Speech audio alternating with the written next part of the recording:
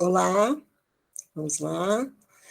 Boa tarde a todos. Sejam bem-vindos a este quinto dia, né, de simpósio que congrega reflexões sobre literatura de autoria feminina, desde uma perspectiva política, ética e estética também. Tomando como ponto de partida a crítica decolonial, nós buscamos aqui discutir a dimensão do poder de dominação e exploração do sistema colonial, que é vigente hoje, né, um sistema moderno, um sistema capitalista, um sistema patriarcal, arraigado nas mais distintas sociedades. E a partir das relações de gênero, raça, o objetivo é pensar criticamente os modos de sujeição que as mulheres do sul global foram submetidas com a efetivação do processo estrutural da colonialidade. Eu quero agradecer a todos os que se inscreveram, vocês foram selecionados a partir de um número relevante de inscritos. Infelizmente, tivemos de rechaçar trabalhos, porque o simpósio não comportou a todos, e foi algo difícil de fazer, considerando que os trabalhos eram trabalhos bastante interessantes dentro dessa perspectiva decolonial e de gêneros, mas, ao mesmo tempo, isso demonstra, né, um movimento grande dos meios científicos em fomentar uma postura crítica para desvelar esses silenciamentos e essas invisibilidades, e, por extensão, denunciar também as mais diversas formas de violência.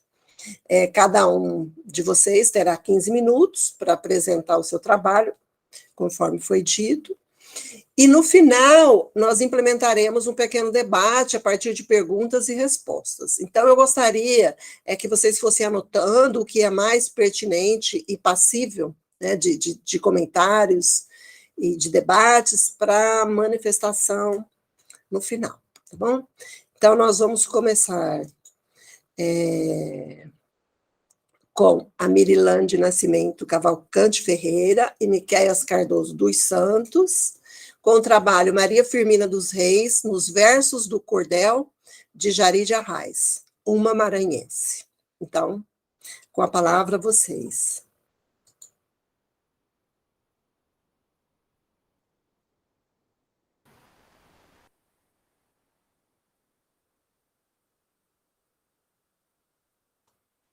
Boa tarde a todas. Muito obrigado por estar no nosso trabalho, professora Lucilene, trabalho meu da Marilândia. Então, vamos apresentar uma romancista, primeira romancista negra brasileira.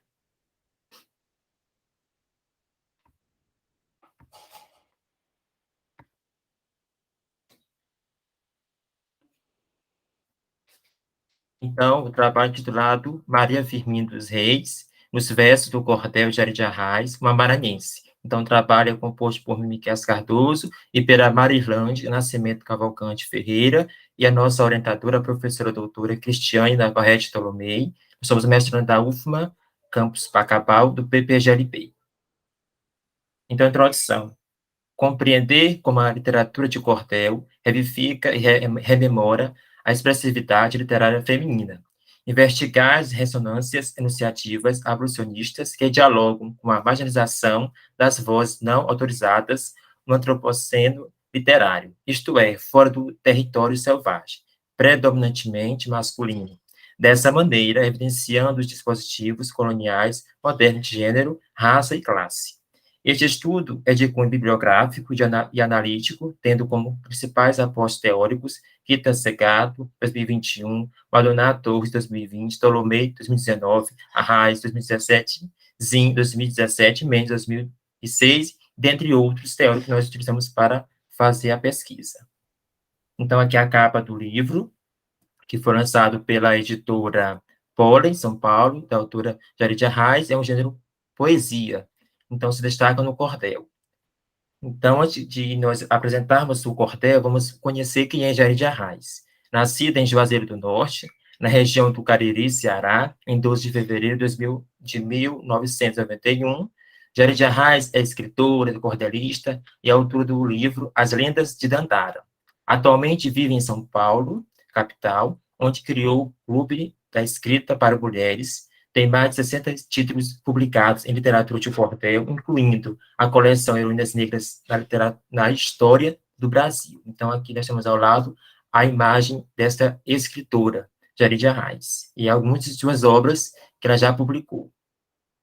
Então, aqui nós temos a capa em estilogravura, né, do cordel. Aqui nós temos Maria Firmina dos Reis. Nós temos uma foto fidedigna da romancista, mas aqui nós temos uma aproximação de como ela era. Então, nasceu em 1825, na ilha de São Luís, e faleceu em 1917, no município de Guimarães, Maranhão. Então, aqui ao lado nós temos a imagem que nós retiramos do livro que está sendo analisado, um dos cordéis. Então, o poema. A Maria Firmina dos Reis, de mulata foi chamada, mas renega este termo para a gente miscigenada. Reconheço-a como negra, sendo assim bem nomeada. Foi nascida em São Luís, no estado do Maranhão, dia 11 de outubro, no país da escravidão, 1825, no nordeste da nação. Então, aqui nós temos Maria Firmina dos Reis. Então, no período que ela vivenciou, era o período que o país estava passando pela escravidão, né, que assolava os africanos que vieram ao Brasil em navios negreiros comunicativos, que durou a partir de meados de 1530, no século XVI, e terminou no século XIX, né, com a Lei Áurea, assinada pela Princesa Isabel, em maio de 1888. Para ter vida melhor, com a tia foi morar. Sempre muito esforçada, conseguiu se educar, pois sabia da importância que existe em estudar. Tinha, assim, 22 anos, quando foi ela aprovada para a vaga na escola, onde foi muito dedicada. Excelente professora, foi por todos registrada. Então, Maria Firmina dos Reis foi, no caso, a protagonista que ela retrata, a vida muito sofrida de Maria Firmina dos Reis, né? O preconceito por ser pobre e humilde, mas ela conseguiu vencer isso porque ela foi a primeira professora concursada do estado do Maranhão. Então, aqui, um grande legado que esta romancista deixou para o nosso estado do Maranhão, mas também para o Brasil, porque era considerada como a primeira romancista negra brasileira. Então, em relação à vida dura de Maria Firmina dos Reis, Mendes, 2006, nos diz que Firmina era autodidata, sua instrução fez-se através de muitas leituras, lia e escrevia francês fluentemente, exerceu a profissão de professora primária, tendo sido aprovada em primeiro lugar para a vaga do concurso público estadual, em 1847, para mestre régia. Então, Maria Firmina dos Reis era uma mulher além de seu tempo, por diante das situações que eram desfavoráveis, por causa de sua posição social, não deixou de se intimidar e, consequentemente, concretizar seus sonhos, entre eles ser aprovada em primeiro lugar no concurso como professora.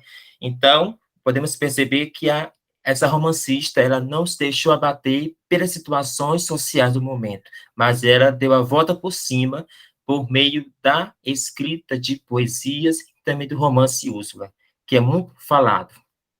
Então, só que a Maria Firmina tinha livre o coração, defendendo com clareza que acabasse a escravidão. Para ela, o ideal era a certa abolição. Uma forma que encontrou para a política exercer foi na arte literária, que ela veio a escrever contos, livros e poesia, tudo pronto para se ler. Então, podemos perceber que, por meio da poesia, por meio dos romances que ela escrevia, ela tinha livre o coração que ela podia escrever, mas o seu povo era escravizado pela sociedade, né?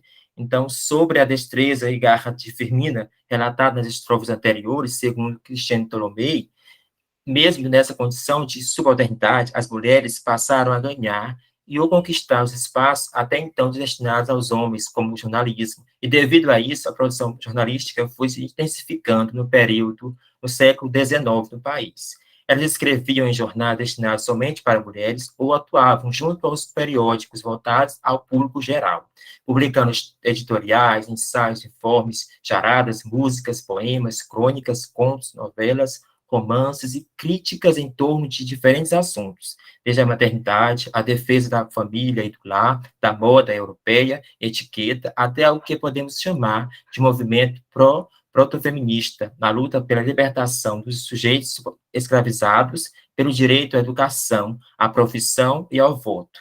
Então, Maria Firmina dos Reis, né, segundo a que nós podemos perceber pela fala de Cristiane Tolomei, que a citada, as mulheres eram subalternizadas por causa do machismo que era frequente em tempos remotos, que a mulher não tinha o direito de falar, e muito menos de escrever e publicar suas obras. Mas, ao longo dos tempos, a mulher vem conseguindo ocupar direitos que outrora foram renegados pelo homem, como o direito à publicação de livros, ao voto democrático e outros direitos que foram conquistados por meio do movimento protofeminista, que defendia as causas e interesses das mulheres, semelhantemente como hoje temos as feministas. Então, Maria Firmina dos Reis, podemos assim dizer que ela deu um pontapé inicial sobre a mulher, ela pode estar onde ela quiser, basta ela querer. Então, Maria Firmina dos Reis, essa romancista tão espetacular que até hoje é estudada pelas academias, por conhecer as suas obras, né, e ver a crítica social por trás, né, que ela deixou, né, para nós estudarmos e conhecermos. Passo agora para Marilândia. Obrigada. Diante desse contexto que o Miquel apresentou, nós podemos estabelecer essa relação entre a colonialidade e literatura, que reverbera desde a tradição, que essa colonialidade reverbera a tradição literária durante esse percurso histórico. A colonialidade de gênero, quando coloca a mulher destituída de conhecimento, destituída de ser o sujeito da ação e da própria escrita, ela é colocada nesse lugar de inferioridade. Então, a lógica colonial, quando nós trazemos a Jari de Arraes na contemporaneidade, é algo interessante nós percebermos que essa colonialidade, ela ainda penetra a literatura contemporânea. E, para confirmar isso, eu trago a professora Regina Dal Castagner, que traz pesquisas relevantes que concernem tanto ao gênero, como também as relações de classe, também as questões de raça, quando ela afirma que mesmo na contemporaneidade, quem escreve o romance brasileiro ainda, dentro de uma pesquisa, desde 1970 até 2006, o autor brasileiro do romance brasileiro ainda se configura sendo ele o homem branco, de classe média, nascido no eixo Rio-São Paulo, e seus narradores são protagonistas e coadjuvantes, são em sua maioria homens, também brancos, de classe média, heterossexuais e moradores de grandes cidades. Quando isso ocorre, nós percebemos que esse percurso do negro na literatura, ele passa a ser marginalizado, estereotipado, ou e muitas vezes também colocado como formas de lugares subjugados, a doméstica, normalmente o marginal.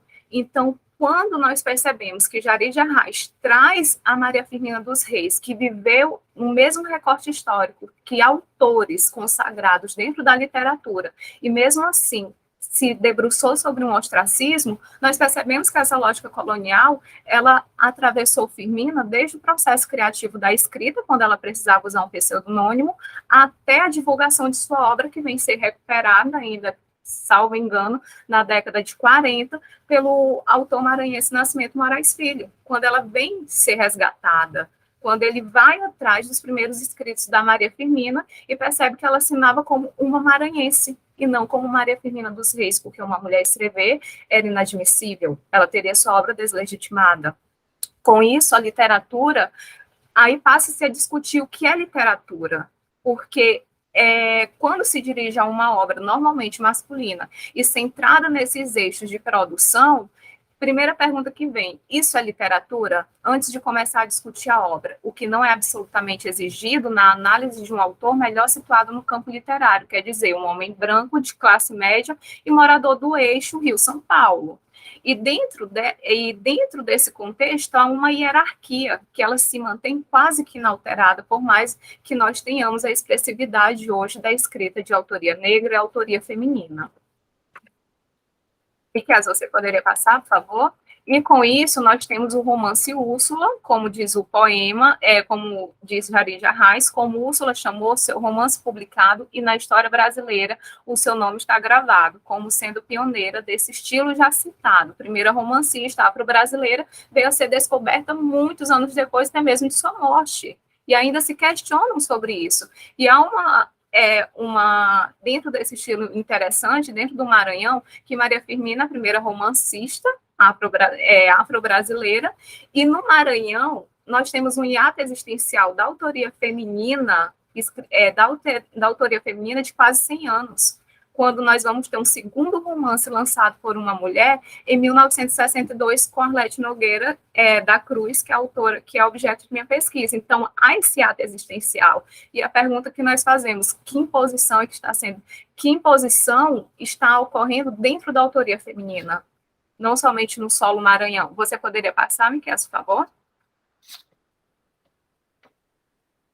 E ao publicar a Úrsula, Maria Firmina, ela vai se distanciar dessa lógica etnocêntrica e masculina, e ela também vai estar comprometida com a política e também discutir a condição dos negros, quando ela traz uma estrutura familiar diferente dentro de Úrsula, e quando ela também traz a questão do negro como uma escrava com seu locus enunciativo aberto. Quando ela traz esse locus enunciativo da escrava que fala em Úrsula. Então, a Maria Firmina, o romance, ele vem inaugurar em nossas letras um momento em que remanescentes escravos tornam com as suas mãos o sonho de, através da literatura, construir um país sem opressão. Então, ela já dá esse pontapé inicial, explicitando essa condição do negro. Poderia passar? E o poema, eu acho muito interessante que a Jarid Arraes, ela cita, quando publicou seu livro, chegou mesmo a falar que não tinha educação e o prestígio elementar de quem era branco e rico, podendo a tudo comprar. Ao lado eu trouxe uma parte do prefácio, um fragmento do prefácio de Úrsula, em que a Firmina, ela diz: sei que pouco vale este romance, porque é escrito por uma mulher, a mulher brasileira de educação acanhada, e sem o trato e conversação dos homens ilustrados. Então ela já se coloca nesse lugar de inferioridade, primeiro por ser mulher, pelo marcador interseccional de nação brasileira e também pelo marcador de gênero, ser mulher e classe, pelos homens ilustrados. Então, ela se coloca num local de inferioridade porque a lógica colonial propõe isso. E eu também tenho essa parte do prefácio da Firmina como também uma própria crítica a quem poderia produzir. Então, ela já dá, de certo modo, uma cutucada nesse sistema que, em 800, se hoje é quase inalterado, por mais que nós estamos superando muitas questões, em 800 isso era um tapa na cara vindo de uma maranhense para essa classe quase que inalterada. Poderia passar, Miquel, por favor? Você poderia passar por conta do tempo? Então, na continuação do poema, no entanto, me revolta o nojento esquecimento, pois nem mesmo na escola, nem sequer um momento, eu ouvi falar seu nome para o reconhecimento. Essa questão que a Jarid Arraes coloca, que nem mesmo na escola ouviu falar de Firmina, é uma crítica que nós fazemos e até buscamos nos policiar aqui dentro do Maranhão, enquanto educadores, disseminar na educação básica esses autores que caem no ostracismo. Por que ser estudado somente na academia? Por que trazer, emergir a Firmina dentro da academia, dentro dos simpósios, dos eventos, mas na educação básica há esse esquecimento, que é o que a Dal Castagna também fala, que o que se estuda em classe são os clássicos. Então, é preciso nós também decolonizarmos essa ideia do que é literatura, porque o que é o local, o que também vem da gente, também é. E o Feno, ele traz que o problema é saber se é possível ao negro superar seu sentimento de inferioridade. É possível nós sabermos se nós, enquanto dentro dessa modernidade colonial, superar esse sentimento de inferioridade, pensar a partir de, como o Minolo propõe, pensar a partir desse lugar de subalternidade e trazer essas questões à tona. Poderia passar, Miquel, por favor? E sendo Úrsula seu primeiro livro, a Jarid Arraes também cita A Escrava, que foi um conto, mas Cantos à Beira-Mar, que também aumenta o ponto, obras de profundidade e também de contraponto, com Humildade e Gratidão, quero aqui enaltecer a Firmina escritora, em quem consigo ver uma negra corajosa para me fortalecer. Firmina escreveu também contos como A Escrava, Cantos à Beira-Mar e também Gupeva. Ela caminhou por diversos estilos dentro da literatura. Gupeva trazendo a questão do indígena, Cantos à Beira-Mar trazendo a relação de maternidade, e Úrsula muitas questões abolicionistas. e também desfazendo a estrutura familiar. Então, nós entendemos que esse período em que Firmina se encontrou, ela trouxe também a cultura europeia não como um modelo, mas sim como um confronto com o que se era possível ver dentro do território Maranhão, com o contato indígena. E trazendo também, ela vai apresentar muitas ideias distintas sobre essa tratativa, o que era diferente dos autores que nós temos como Gonçalves Dias, dentro também dessas mesmas temáticas, como, por exemplo, poderia passar, Miquel? Dentro das considerações finais, nós consideramos que a literatura de cordel possibilitou à voz feminina uma oportunidade para expressar seus sentimentos, lutas, decepções e o desejo de que dias melhores poderiam surgir com uma busca pelo espaço na produção literária, onde a romancista Maria Firmina dos Reis usou o pseudônimo Uma Maranhense em tempos que a escrita feminina não tinha espaço, mas sua ideia criativa de usar um pseudônimo favoreceu a divulgação no mundo literário, e ela foi consagrada em seu tempo. Firmina teve reconhecimento em seu tempo, mas infelizmente caiu no ostracismo e teve digamos que uma velhice, uma morte degradante para tudo que ela produziu. Então, quando se fala na abolição, não podemos deixar de mencionar a Maria Firmina, que escreveu uma obra primorosa sobre o assunto, a obra chamada Úrsula, e o cordel, que é o nosso foco, nosso objeto, ele é esse gênero textual que também passa por essa lógica colonial, porque por muito tempo ele também foi considerado uma literatura menor, por usar uma linguagem mais coloquial, mais acessível, o gênero textual riquíssimo, que não poderia deixar de lado a importância de Maria Firmina dos Reis e de outras mulheres negras que foram importantes para o Brasil. Essas são algumas referências que foram utilizadas na construção desse trabalho. Agradeço. O cordel e o Algoritmo dos Reis. Obrigada, meninos. É muito bom esse trabalho de resgate que o pessoal do Maranhão está fazendo. A gente teve uma apresentação também sobre ela na terça ou na quarta, não me recordo. Ela foi tão invisível, que nem foto vocês têm, né? A gente não consegue uma foto da pessoa. Isso, não conseguimos. E a maioria das ilustrações, às vezes, buscam embranquecer a Firmina, que é que eu não me lembro agora a cidade, mas ela foi feito um monumento dela em uma cidade do Maranhão, numa praça, e a parte que mais era visível era o busto dela, com muitos pedidos, foi retirada. Interessante. Inclusive, durante algum tempo, foi usada a imagem, né? Aí se descobriu com essas pesquisas de resgate, tá? Acho que o Rafael mesmo que vocês citaram, os pesquisadores que contribuíram muito para essa discussão, né? Que usaram durante algum tempo a imagem de uma autora do Rio Grande do Sul, chamada... uma autora branca. Acho que é Maria Benedita Bormann, se eu não me engano, nas impressões do livro da Maria Firmina, né? Então, é um apagamento sobre um apagamento, né? Quando você também muda e apaga, né? Nossa. O rosto da autora. É complicado. Vamos lá, então, no final a gente discute mais. Vamos passar para a Luísa Benevides Vale, que vai apresentar o trabalho. O pessoal é político, 2 pontos. Os movimentos feministas e o descentramento do sujeito pós-moderno. Vamos lá, Luísa. Olá a todos e a todas. Boa tarde. Vocês me escutam bem? Sim, estamos ouvindo bem. Então tá, vamos lá. Eu vim aqui falar um pouco sobre essa pesquisa, que faz parte de uma pesquisa maior, né? E hoje eu vim falar sobre esse recorte, né? De pensar o pessoal é político, e aí eu estou tomando o recorte de um slogan dos movimentos feministas na pós-modernidade, que se falava justamente o pessoal é político, né? Esse era o slogan.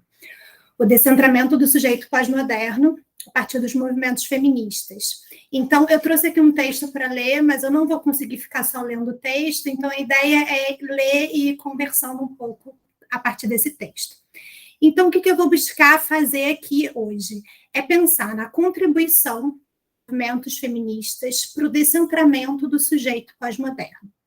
Então, para isso, primeiro eu vou fazer, né, uma trajetória do que seria o sujeito moderno, para depois pensar do que seria o sujeito pós-moderno, né, de uma forma assim, bem breve.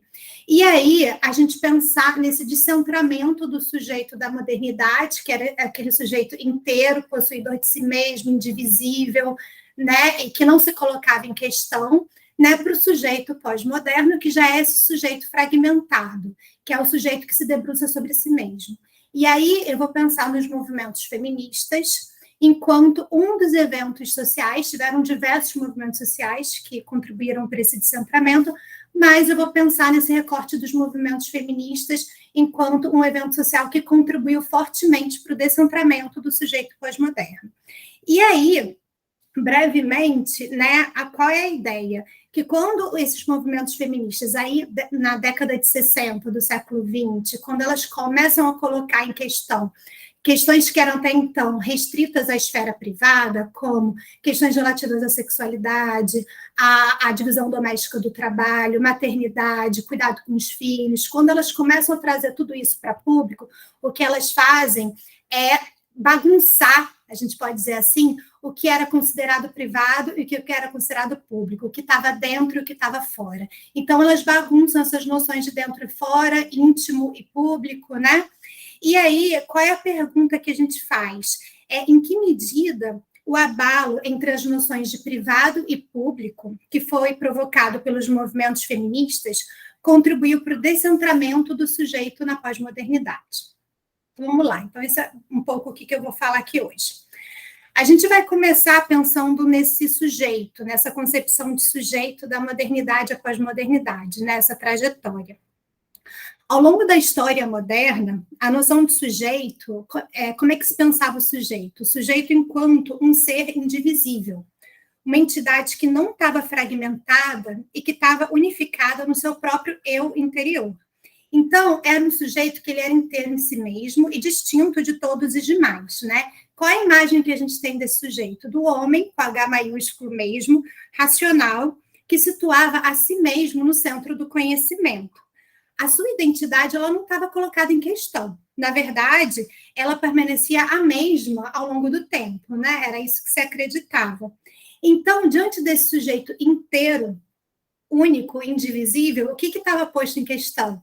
O que estava do lado de fora, né? Que é a totalidade da história humana, a totalidade do mundo, estes sim que eram tidos como objeto do conhecimento, prontos para serem compreendidos e dominados. A Judith Butler, quando ela pensa na noção moderna de identidade, ela vai definir o sujeito moderno em termos de posse.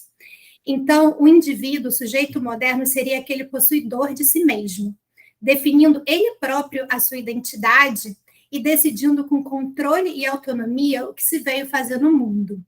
Então, segundo essa concepção, existiria uma identidade fundante, uma identidade que estaria fixa ali, um eu anterior que manteria a sua integridade frente à entrada no mundo cultural. Então, esse eu ali, ele não está posto em questão, né? Ele se possui a si mesmo, ele sabe o que ele veio fazer no mundo, ele está ali com controle e autonomia, decidindo o que ele vai fazer no mundo, né?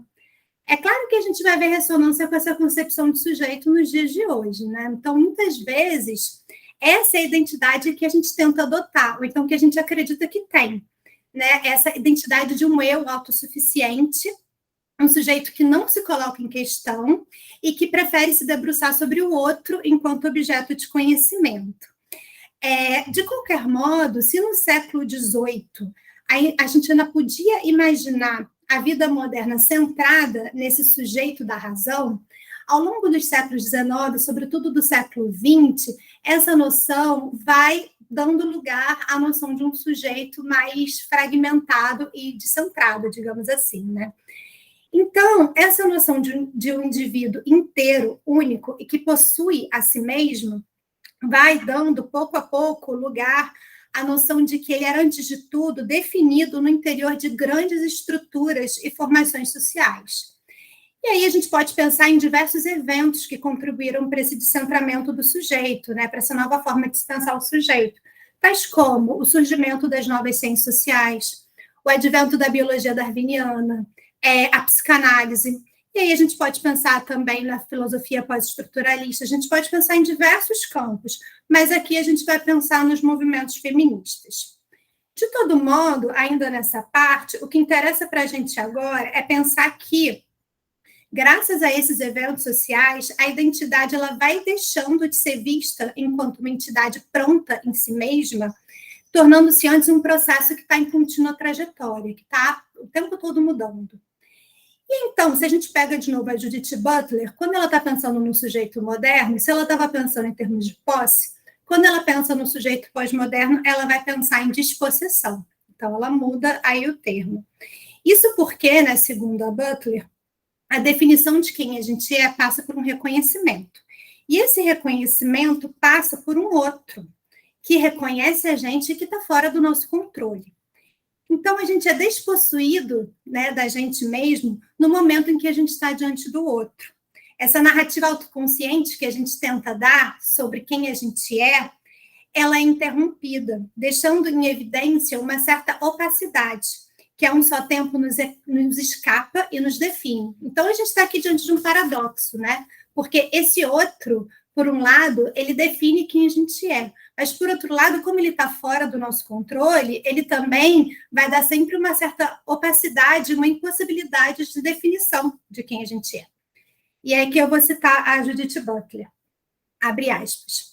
Se somos formados no contexto de relações que, para nós, se tornam parcialmente irrecuperáveis, e aqui ela está pensando nas relações primárias, né, no começo da vida do sujeito, então, essa opacidade parece estar embutida na nossa formação, e é consequência da nossa condição de seres formados em relações de dependência, fecha aspas. Então, resumindo essa primeira parte, a gente pode dizer que se na modernidade a gente estava diante de um sujeito inteiro, único, e que possuía a si mesmo, né, e que, ao invés de se questionar, questionava antes o outro enquanto objeto de seu estudo, na pós-modernidade, o que a gente vê são sujeitos que se colocam cada vez mais a si próprios em processos de análise e questionamento. Somos descentrados, fragmentados, e se a gente possui algo de estável nos nossos processos de identificação, esse algo nada mais é do que essa própria opacidade que a Judith Butler estava ali falando. Bom, agora a gente passa aí para a segunda parte, que é pensar nos movimentos feministas, na contribuição dos movimentos feministas para o descentramento do sujeito. Antes de mais nada, eu acho que é importante a gente fazer um recorte aqui, né? Porque os movimentos feministas, aqui eu estou pensando no recorte, enquanto um dos grandes eventos sociais que ocorreram no período da pós-modernidade, aqui na segunda metade do século XX. Então, tiveram diversos movimentos sociais, e aqui a gente pega os movimentos feministas. De todo modo, as contribuições dos movimentos feministas foram diversas em várias áreas, sendo impossível a gente falar de um feminismo só, e a gente também tem que pensar na capilaridade dos seus movimentos, né? Então, aqui eu estou pegando um recorte dentro de um recorte, que é pensar nesse slogan dos movimentos feministas na segunda metade do século XX, que afirma que o pessoal é político. Então, quando esses movimentos feministas politizam essas questões que até então eram da ordem pessoal, tais como a sexualidade, o trabalho doméstico, a divisão doméstica do trabalho, o cuidado com as crianças, dentre outras, o que elas fazem é questionar as clássicas distinções entre dentro e fora, privado e público. O sujeito, ele não é mais visto como se o seu dentro, seja esse a sua casa ou então o seu íntimo, fosse inquestionável, seguro e indivisível, restando conhecimento sobre o fora, esse sim, objeto de estudo. Ao contrário, quando elas abrem para contestação política temas que até então eram da esfera íntima, o que se fez foi trazer à luz questões que eram intransponíveis até aquele momento. Essa politização do pessoal, ela vai entrar muito na academia, né? Então, quando a gente pega, por exemplo, a Bell Hooks é uma autora que ela partia muito das questões pessoais para a sua produção acadêmica, né? Para a sua produção teórica. Porque ela procurava enxergar, na teoria, uma prática social que pudesse dar conta das suas próprias questões pessoais. Então, enquanto intelectual, negra e mulher, ela buscava formular uma teoria a partir da sua própria experiência vivida, na esperança de atingir uma libertação ao poder nomear sua própria dor. Aí aqui uma citação da Bell Hooks, abre aspas. Se o testemunho pessoal, a experiência pessoal, é um terreno tão fértil para a produção de uma teoria feminista libertadora, é porque geralmente constitui a base de nossa teorização. Enquanto trabalhamos para resolver as questões mais prementes da nossa vida cotidiana, nos engajamos num processo crítico de teorização que nos capacita e fortalece. Fecha aspas. Então, uma das grandes contribuições dos movimentos feministas, aí agora eu vou fazer um outro recorte, que é pensar as mulheres intelectuais negras, reside justamente no fato delas se nomearem, fazerem teoria ou falarem delas mesmas. Então, quando elas se colocam ali no processo de teorização, elas estão fazendo o quê? Elas estão opondo esse academicismo tradicional, que supostamente era neutro e universal, a uma epistemologia que incluía o pessoal e o subjetivo. E aí o que está se afirmando nessa mudança de perspectiva é que não existe um discurso supostamente neutro. Todos nós falamos de um tempo, de um lugar, de uma dor específica. Em outras palavras, não existe mais a crença numa identidade inerte, que já foi conquistada num dado momento do tempo e que é externa ao seu objeto de estudo.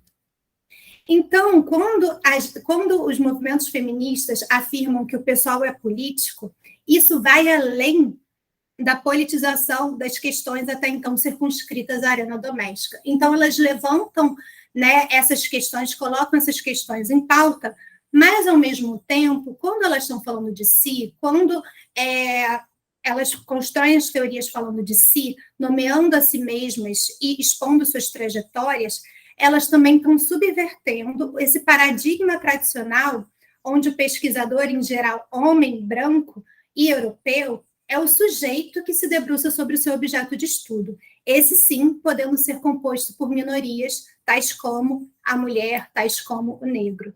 Então, é nesse sentido que a Grada Quilomba, que também é outra escritora intelectual negra, nos fala do seu processo de escrita. Abre aspas.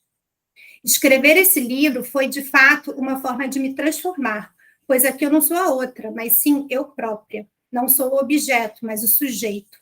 Eu sou quem descreve minha própria história e não quem é descrita. Escrever, portanto, emerge como um ato político. Então, para a gente fechar essa parte, o que se fez através da teorização do pessoal foi subverter o referencial de onde partiu o conhecimento, aquele do homem racional, que prezava a ciência e que quase invariavelmente era europeu e branco.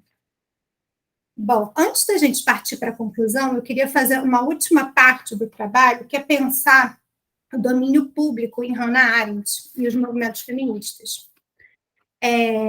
Bom, quando a Hannah Arendt está falando do domínio público, ela está se referindo em dois fenômenos, né? Ela se refere a dois fenômenos. Em primeiro lugar, público é o que é visto e ouvido por todos, né? Então, a gente pensa aqui num primeiro aspecto, que é o da divulgação. Então, público é o que é divulgado, é o que vai para a esfera pública, né, sendo divulgado. E aí, é essa divulgação que vai garantir as coisas de uma aparência de realidade.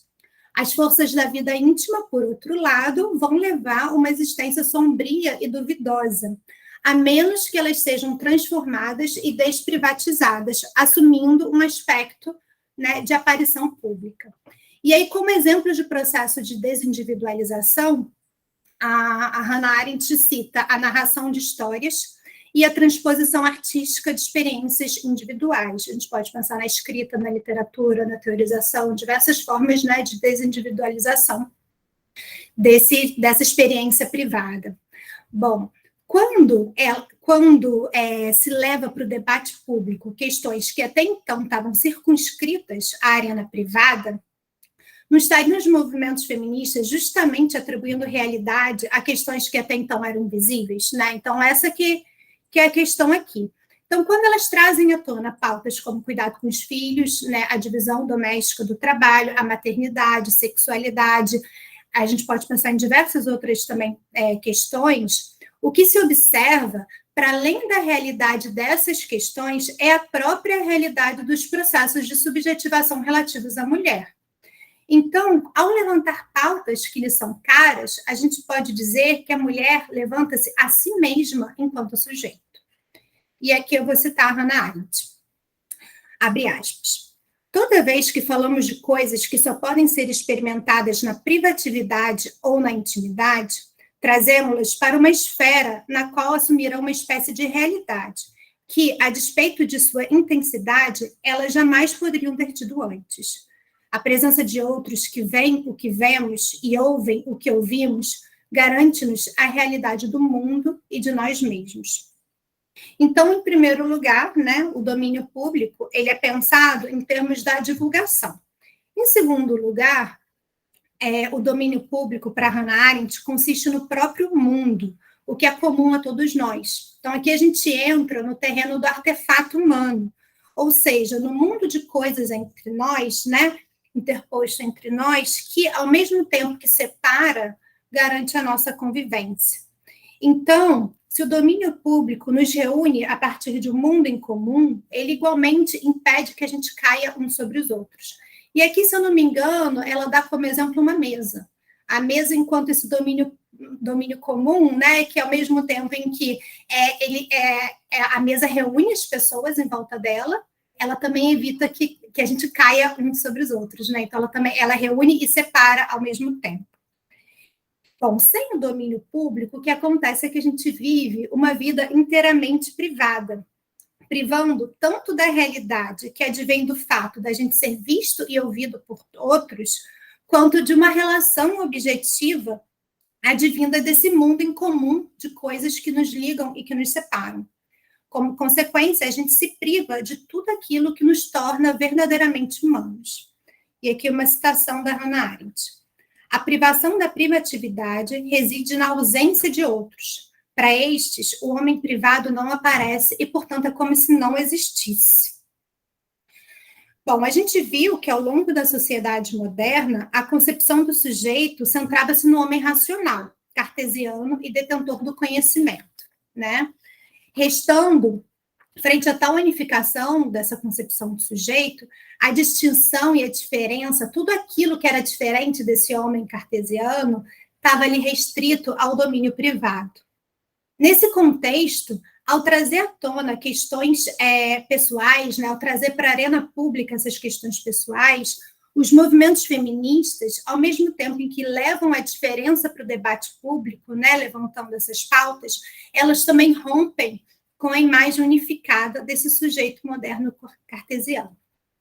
Bom, para concluir aqui essa breve exposição, o que eu fui percebendo através desses estudos é que, quando as mulheres levam a público essas questões que até então estavam limitadas à esfera privada, o que se vê é um triplo movimento, né? Eu consegui distinguir 3 consequências desse movimento. Primeiro, é o reconhecimento dessas questões que são caras à mulher, né? O levantamento dessas pautas que são importantes, que são, enfim, colocadas em pauta. E segundo, é a construção da própria realidade da mulher enquanto sujeito. Então, quando ela leva aquilo à tona, ela está atribuindo realidade não só àquelas questões, mas também a si própria enquanto sujeito. E, em terceiro, o abalo dessa concepção moderna de sujeito. Então, isso vai dar lugar agora a um descentrar-se e a um fragmentar-se contínuo. Bom, acho que é isso. Obrigada. Nós que agradecemos, Luísa, interessante o seu trabalho. No final, eu tenho uma pergunta para fazer para você. Tá ótimo. Vamos passar agora para a Daniela, dos Santos Damasceno, que vai apresentar o trabalho A Literatura de Aline França, Memória e Resistência. Boa tarde. Eu só vou desligar aqui a câmera para não ficar tão carregada. Não, desliga não. Não? Você vai desligar? Desliga não. Meu medo é só a conexão. Compartilhar a tela. Estão enxergando? Aham, tá carregando. Sentiu? Deu certo. Deu certo? Deu certo, certinho. Pronto. Como dito, meu nome é Daniela, eu sou estudante do programa de pós-graduação em Crítica Cultural, do Campus 2 da UNEB, Alagoinhas, da turma 2022.1 do doutorado, minha orientadora é a professora doutora Ana Rita Santiago, e a minha pesquisa é a literatura de Aline França, Memória e Resistência. Na verdade, é um recorte de uma pesquisa maior, em que o meu objetivo foi pensar como a Aline França, ela relabora a presença da mulher negra e do homem negro nos seus escritos, bem como os seus escritos podem avultar, né, reflexões acerca das tradições e culturas negras. Essa é a Aline França, escritora negra baiana, nascida em Teodoro Sampaio, no ano de 1948, vivíssima e inquestionavelmente uma das protagonistas da literatura negra feminina brasileira baiana. A Aline França, ela ficou conhecida não só no âmbito nacional, mas também no âmbito internacional, e publicou 3 livros, que são Negão Doni, publicado em 1978, A Mulher de Aliduma, publicado em 1981, e nós temos também uma outra publicação, uma outra versão de 1985, e Os Estandartes, foi a última publicação de Aline França, embora ela produza até hoje, mas não produziu, escreveu, mas não publicou. Então, a sua última publicação foi Os Estandartes, de 1995. O que eu percebo em Aline é que a Aline, ela relabora essa presença. Nós temos a presença agora do negro em um lugar outro, em um lugar agora de insurgência, em um lugar de resistência, e de resistência no sentido de existir, não mais no lugar de subalternidade, mas no lugar de protagonismo, no lugar de ascensão. A começar por Negão Doni, 1978, vai narrar a história de um homem chamado Negrinho, posteriormente batizado como Negão Doni, e da sua mãe, que é a mãe Maria de Obi, uma sacerdotisa do candomblé, e de um velho que é posto, né, posicionado na narrativa enquanto o orientador de Negão Doni. É ele que vai orientar os caminhos de Negão Doni. E um dos sonhos de Negão Doni é conhecer o continente africano. Então, toda a narrativa vai girar em torno desse sonho, ao mesmo tempo em que a Aline França, ela bebe, né, da religião de matriz africana, afro-brasileira, o candomblé. Eu destaco nesse escrito, nessa obra, a valorização da cultura negra brasileira. E aí eu trago uma citação do livro, que diz assim, abre citação: durante meses ele ficou recolhido, onde comeu em pratos de barro, dormiu no chão forrado de folhas. A cabeça foi raspada. Ele se preparava para ser um iaú. Em um domingo, completou o prazo de Negrinho na camarinha. Mãe Maria de Obi apareceu muito emocionada para ouvir seu filho gritar com muita força e orgulho a posição que acabara de assumir. Fecha a citação, Aline França, 1978, a página 22. Os Estandartes, publicado em 1995, eu destaco Agrupamento e Fortalecimento Negro, Afroecologia e Ancestralidade. Isso porque a Aline França vai narrar a história de um povo que ela denomina como Forte Afro. Nós não estamos mais falando de uma Afro, qualquer Afro, mas nós estamos falando de um Forte Afro. Então, ela posiciona essa comunidade Forte Afro como superior às demais. Então, nós temos um povo que tem a inteligência, uma inteligência superior aos demais, e que valoriza a ancestralidade negra ao mesmo tempo em que explicita uma nova forma de pensar a natureza. Um dos principais objetivos dos Forte Afro é lançar estandartes e alertar a população acerca da natureza. Olha, vocês precisam repensar o modo como vocês agem com a natureza, porque, caso contrário, se vocês continuarem agindo com tamanha responsabilidade, a natureza vai responder.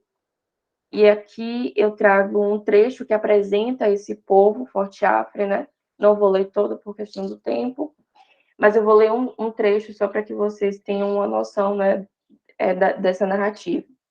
Abre citação, e então os Forte África que viviam era um povo cheio de coragem. Batum, filósofo, quero dizer, um grande pensador, recebia a iluminação dos aspectos solares e com isso adquiria ideias. Procuravam combater todos os tipos de preconceitos. Sabiam que os povos estavam atravessando dificuldades, pois é, pegaram seus estandartes e rumaram para as terras desconhecidas e entraram na luta.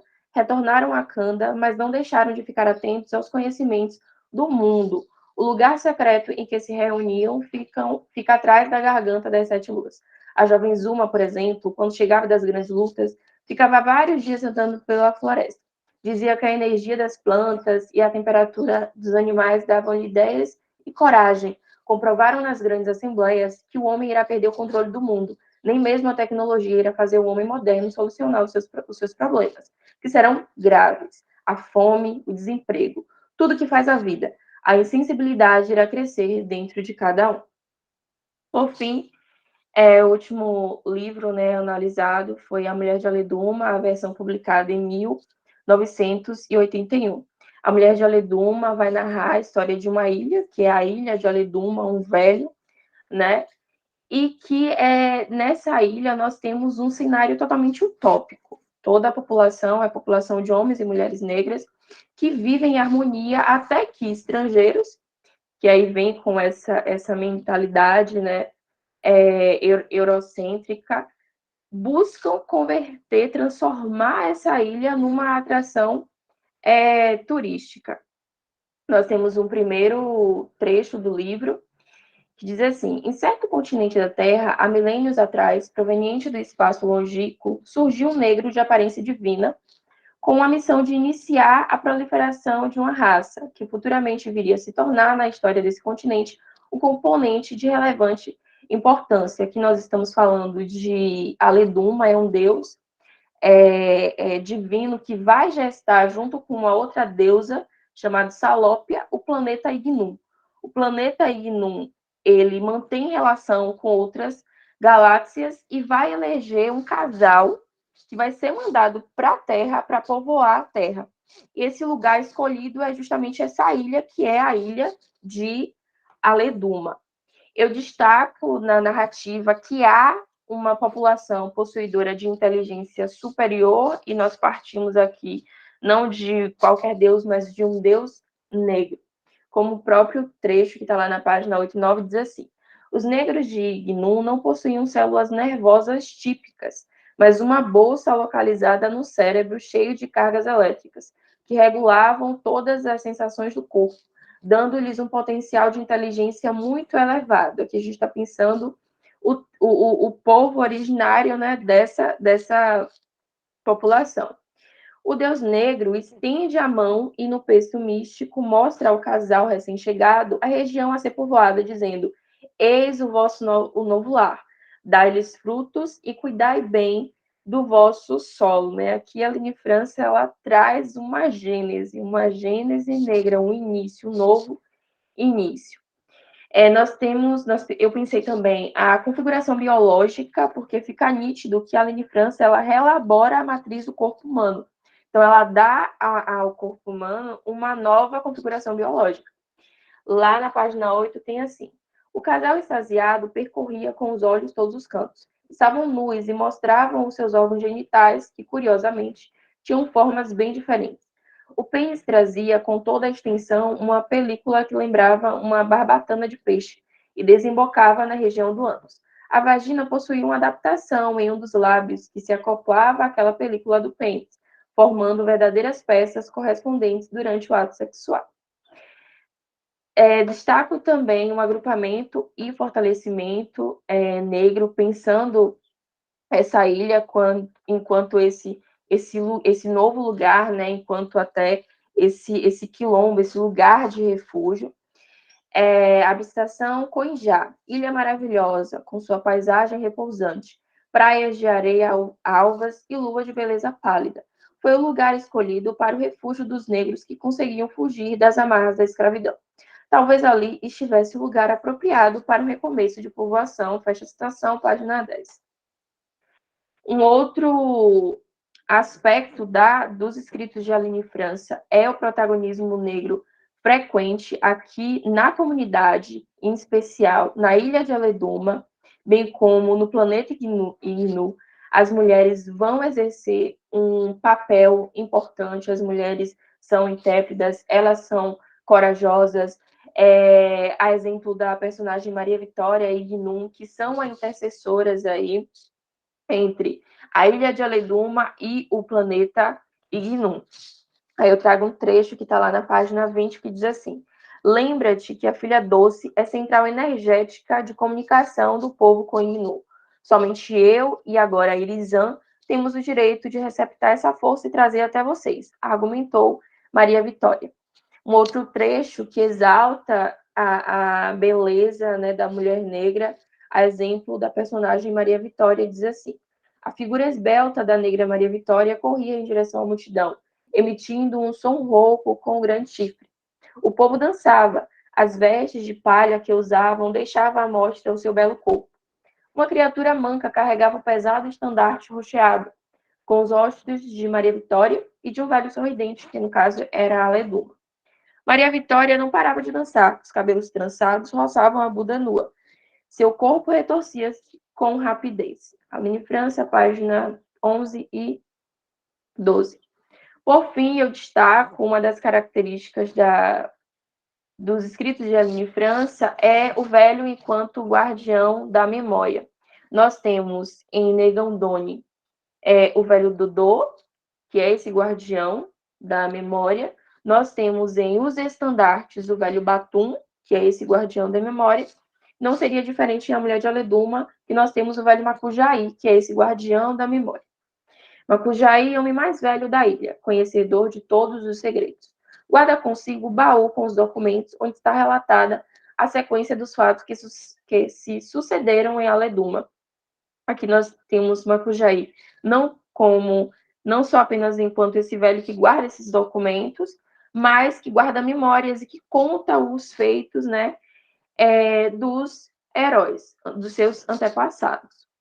Considerações finais. A preocupação que emana da obra de Aline França é a preservação e mesmo a revitalização dos valores culturais.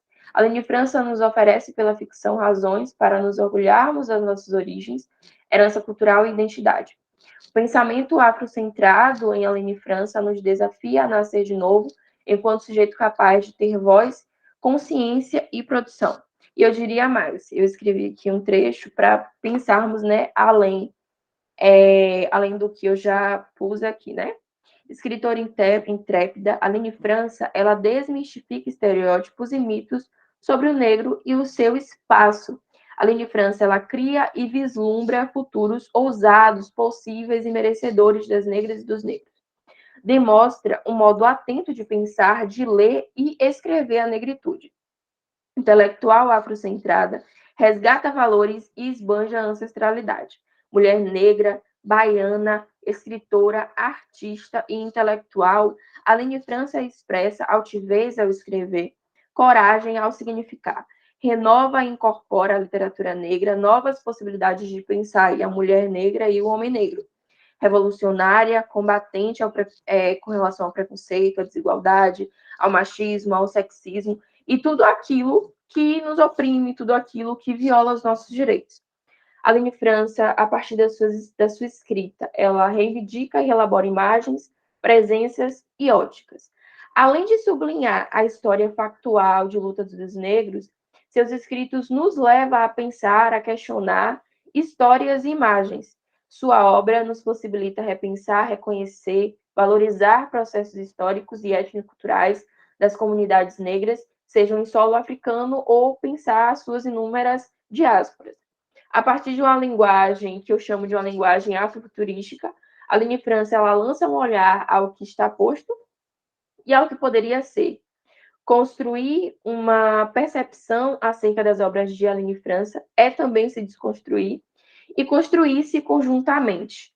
Seus escritos nos desafiam a buscar um protagonismo que nos é de direito e um lugar de fala que, apesar de nos ser negado, né, deve ser reivindicado. Essas são as referências bibliográficas e isso é tudo.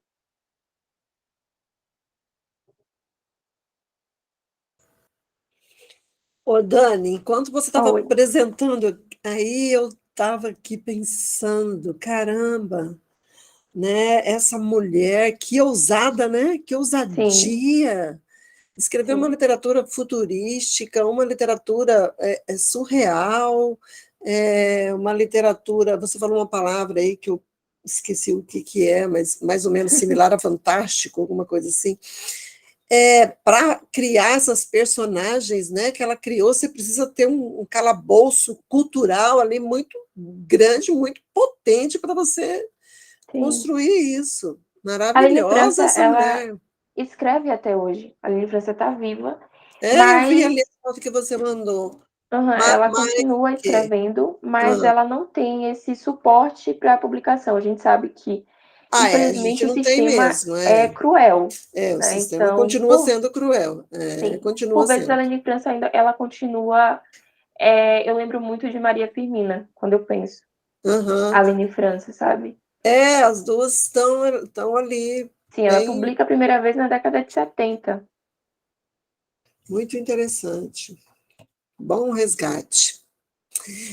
Vamos passar agora para a Mariana de Souza Paim, que vai apresentar o trabalho Tramando Existência, Subjetividade e Resistência em A Mulher de Pés Descalço, de Scholastic, eu não vou saber falar esse nome aqui, Mukasonga. Olá, gente, boa tarde. Deixa eu colocar aqui a apresentação dos slides. Fala aí o nome da pessoa, porque... Scholastic Mukasonga. Tem um acento parecido um pouco, né, com a pronúncia do francês, Scholastic, que é o nome... Está aparecendo aí? Está aparecendo. Pronto, então vou me apresentar um pouquinho antes. Meu nome é Mariana Paim, eu nasci numa pequena cidade do interior, aqui da Bahia, chamada de Tanquinho. Eu sou professora da rede básica de educação, aqui do estado também. Hoje eu falo de Salvador. Eu vim para a cidade para poder cursar o doutorado no programa de literatura e cultura da UFBA, onde eu também integro a linha de pesquisa Lesbianidades, Interseccionalidades e Feminismos, que é a LIFE, e é uma linha que é vinculada ao NUCURSO. No doutorado, eu tenho desenvolvido um trabalho em torno da produção da autora Cassandra Rios, mas eu decidi aqui no Congresso apresentar uma outra produção minha, que é em torno da obra da Scholastic Mukasonga, que de certa forma reverbera um pouco, né, o quanto esse livro me afetou e tocou. Então, o título do trabalho chama Tramando Existências, Subjetividade e Resistência em A Mulher de Pés Descalços, de Scholastic Mukasonga. Então, para abrir nessa apresentação, eu trouxe um pequeno trecho de uma mulher que é escritora conterrânea da Scholastic e que também é uma das sobreviventes do genocídio de Ruanda, que se chama Yolande Mukagasana. E ela diz assim: nós que sobrevivemos nos negamos a aceitar que os nossos mortos desapareçam. É por isso que é necessário falar sobre eles, fazê-los viver. Seria triste deixar que também o ceife de nossa memória. Esse é o papel da memória, permitir que as vítimas sobrevivam o maior tempo possível para proteger, assim, as nossas futuras gerações. Então, eu trago essa citação da Yolande, porque eu acho que ela diz muito do gesto político que permeia a escrita também da Scholastic. E aí o objetivo desse trabalho é analisar justamente a dinâmica de produção de subjetividades e resistências a partir da narrativa biográfica A Mulher de Pés Descalços, que foi publicada aqui no Brasil em 2017 pela editora Nós, da escritora ruandesa Scholastic Mukasonga. Então, no texto, né, nessa pequena pesquisa, eu mobilizo a noção de escrita mortalha como a lente a partir da qual podemos ler e compreender a escrita de Mukasonga, partindo da ideia de que a literatura urdida por ela não apenas tem um caráter eminentemente político, já que parte do gesto de denunciar os horrores e efeitos do colonialismo, mas também cumpre a função de cobrir de dignidade e preservar os vestígios dos corpos e vidas dos que não sobreviveram para falar em seu próprio nome. Assim, nos interessa, sobretudo, refletir sobre as experiências e vivências das mulheres em meio ao processo de colonização e resistência cotidiana que estão presentes no romance, apontando assim para a possibilidade de construção de outras narrativas em África. Então, antes de falar do livro, vou falar brevemente sobre a autora, trouxe aqui uma foto dela. Ela é uma escritora tutsi de Ruanda. Ela nasceu em 1956 e atualmente reside na região da Baixa Normandia, na França.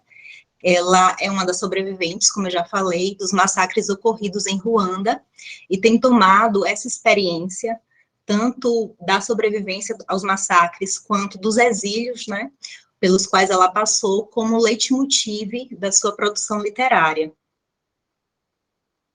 Eu trouxe a capa também do livro, né, A Mulher de Pés Descalços, que é um dos livros da autora, publicado aqui no Brasil, como eu falei, em 2017. Além desse, também foram publicados pela editora Nossa Senhora do Nilo, no mesmo ano, Baratas, em 2018, e Um Belo Diploma, que é a sua publicação mais recente, que foi agora de 2020.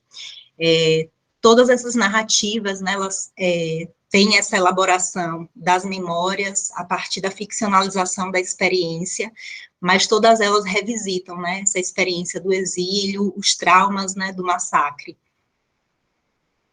Então, o romance, ele foi escrito, A Mulher de Pés Descalços, em memória de Stefânia, que é a mãe da escritora, que foi assassinada pelos Hutus durante a Guerra Civil de Ruanda.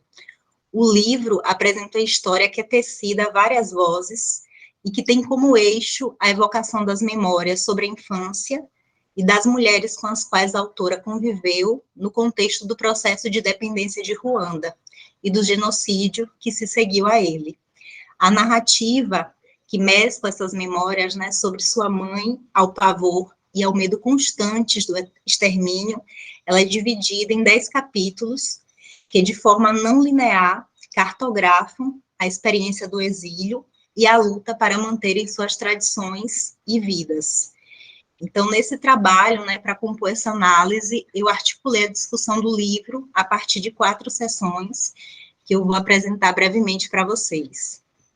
Então, na primeira sessão, que se chama O que podem as palavras frente à desumanização e ao horror, eu tento revisitar um pouco dos estereótipos imaginários que foram forjados sobre a África, principalmente desde a perspectiva europeia, pensando como essa empresa colonial, né, europeia, e as invasões do século XIX, elas, de certa forma, foram fundamentais na estruturação de como se deu o processo de dependência de Ruanda e o genocídio de 1994. Então, diante desse contexto, eu acredito que a escrita de Scholastic Mukasonga é super potente, porque ela, de certa forma, realiza, né, algo que estava presente aí nas diferentes apresentações, né, e que a Lu falou muito bem, desse processo de se deixar de ser objeto e se passar a ser sujeito, né, porque a gente vai ter a criação de uma outra narrativa sobre a experiência do massacre e também sobre os efeitos do colonialismo. Então, acredito que a escrita da Mukasonga, ela tem um compromisso de deixar esse testemunho e preservar, sobretudo, esse corpo, memória da sua mãe ausente. Aí eu trouxe um trechinho que faz parte, né, do início da narrativa, onde a autora fala um pouco, né, sobre esse compromisso dela com a escrita. A mãe dela tinha feito esse pedido, né, desde a infância, né, desde a época do exílio, de que a Scholastic cobrisse o corpo dela. E aí a autora fala: não cobri o corpo da minha mãe com o seu pano, não havia ninguém lá para cobri-lo. Mãezinha, eu não estava lá para cobrir o seu corpo, e tem apenas palavras, palavras de uma língua que você não entendia, para realizar aquilo que você me pediu. e eu estou sozinha, com minhas pobres palavras e com minhas frases, na página do caderno, tecendo e retecendo a mortalha do seu corpo ausente. Então, é partindo, né, desse trecho de como a autora elabora a sua visão em torno da própria escrita, que eu pego de empréstimo essa metáfora, né, da escrita mortalha, para usar ela como operador teórico para entender a própria narrativa. E a partir dela eu vou cartografando alguns gestos comuns, né, em meio a esse tecido que compõe a mulher de pés descalços, e vou puxando, assim, alguns fios para pensar nos projetos de produção de subjetividade, mas também de resistência cotidiana.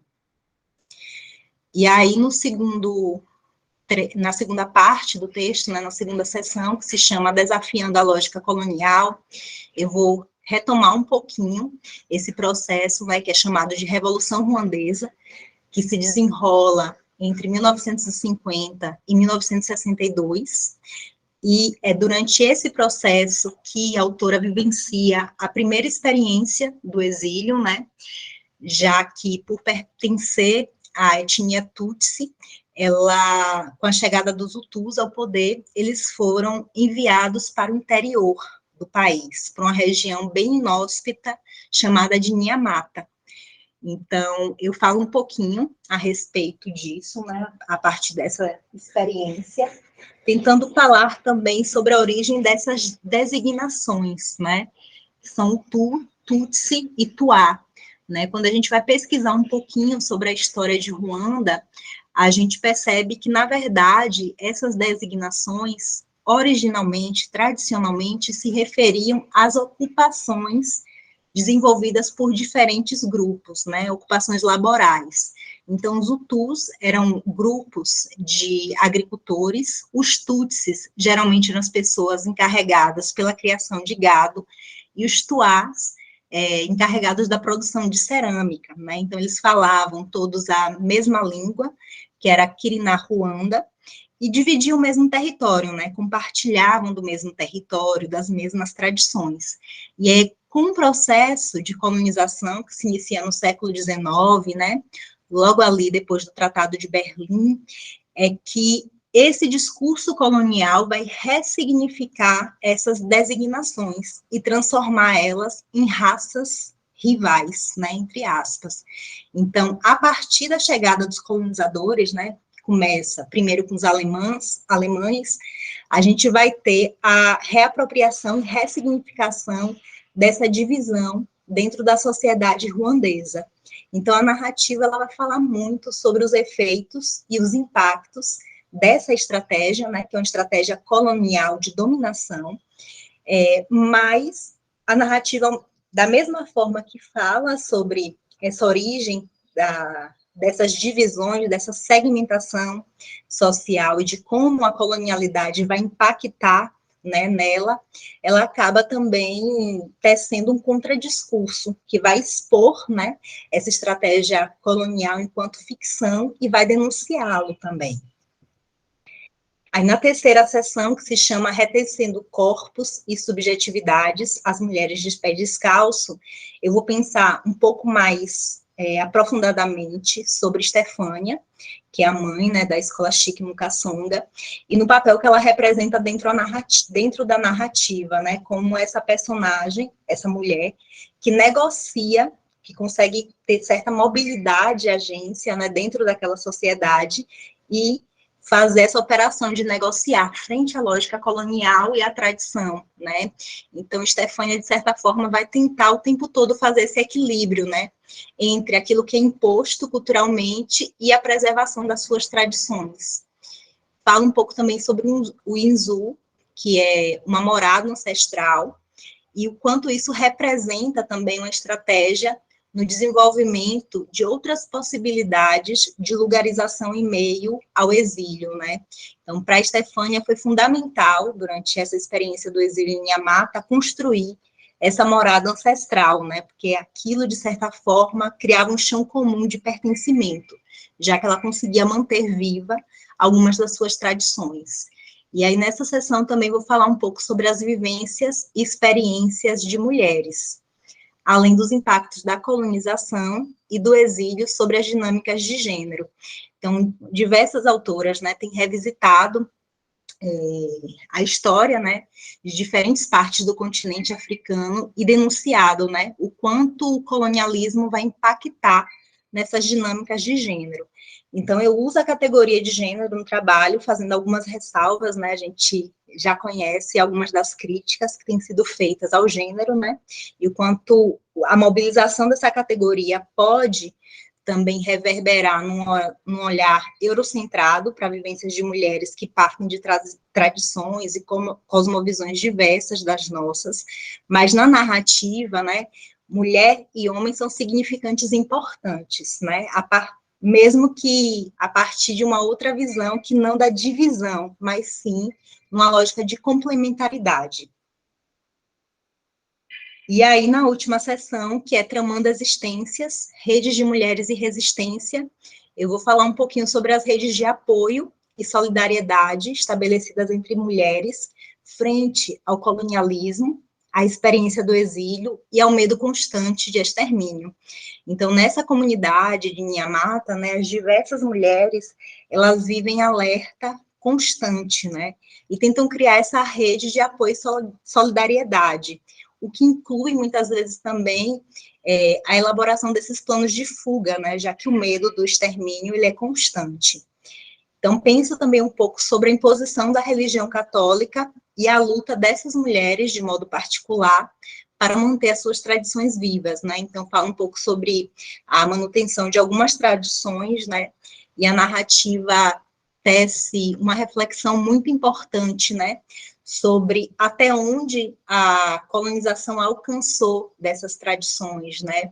Então, a autora deixa pistas, né, de que aqueles rituais, aquelas tradições que eram mais do âmbito do privado, acabaram não sofrendo esse impacto tão direto, né? Então, as mulheres contribuíram muito para que essas tradições elas foram mantidas de geração a geração.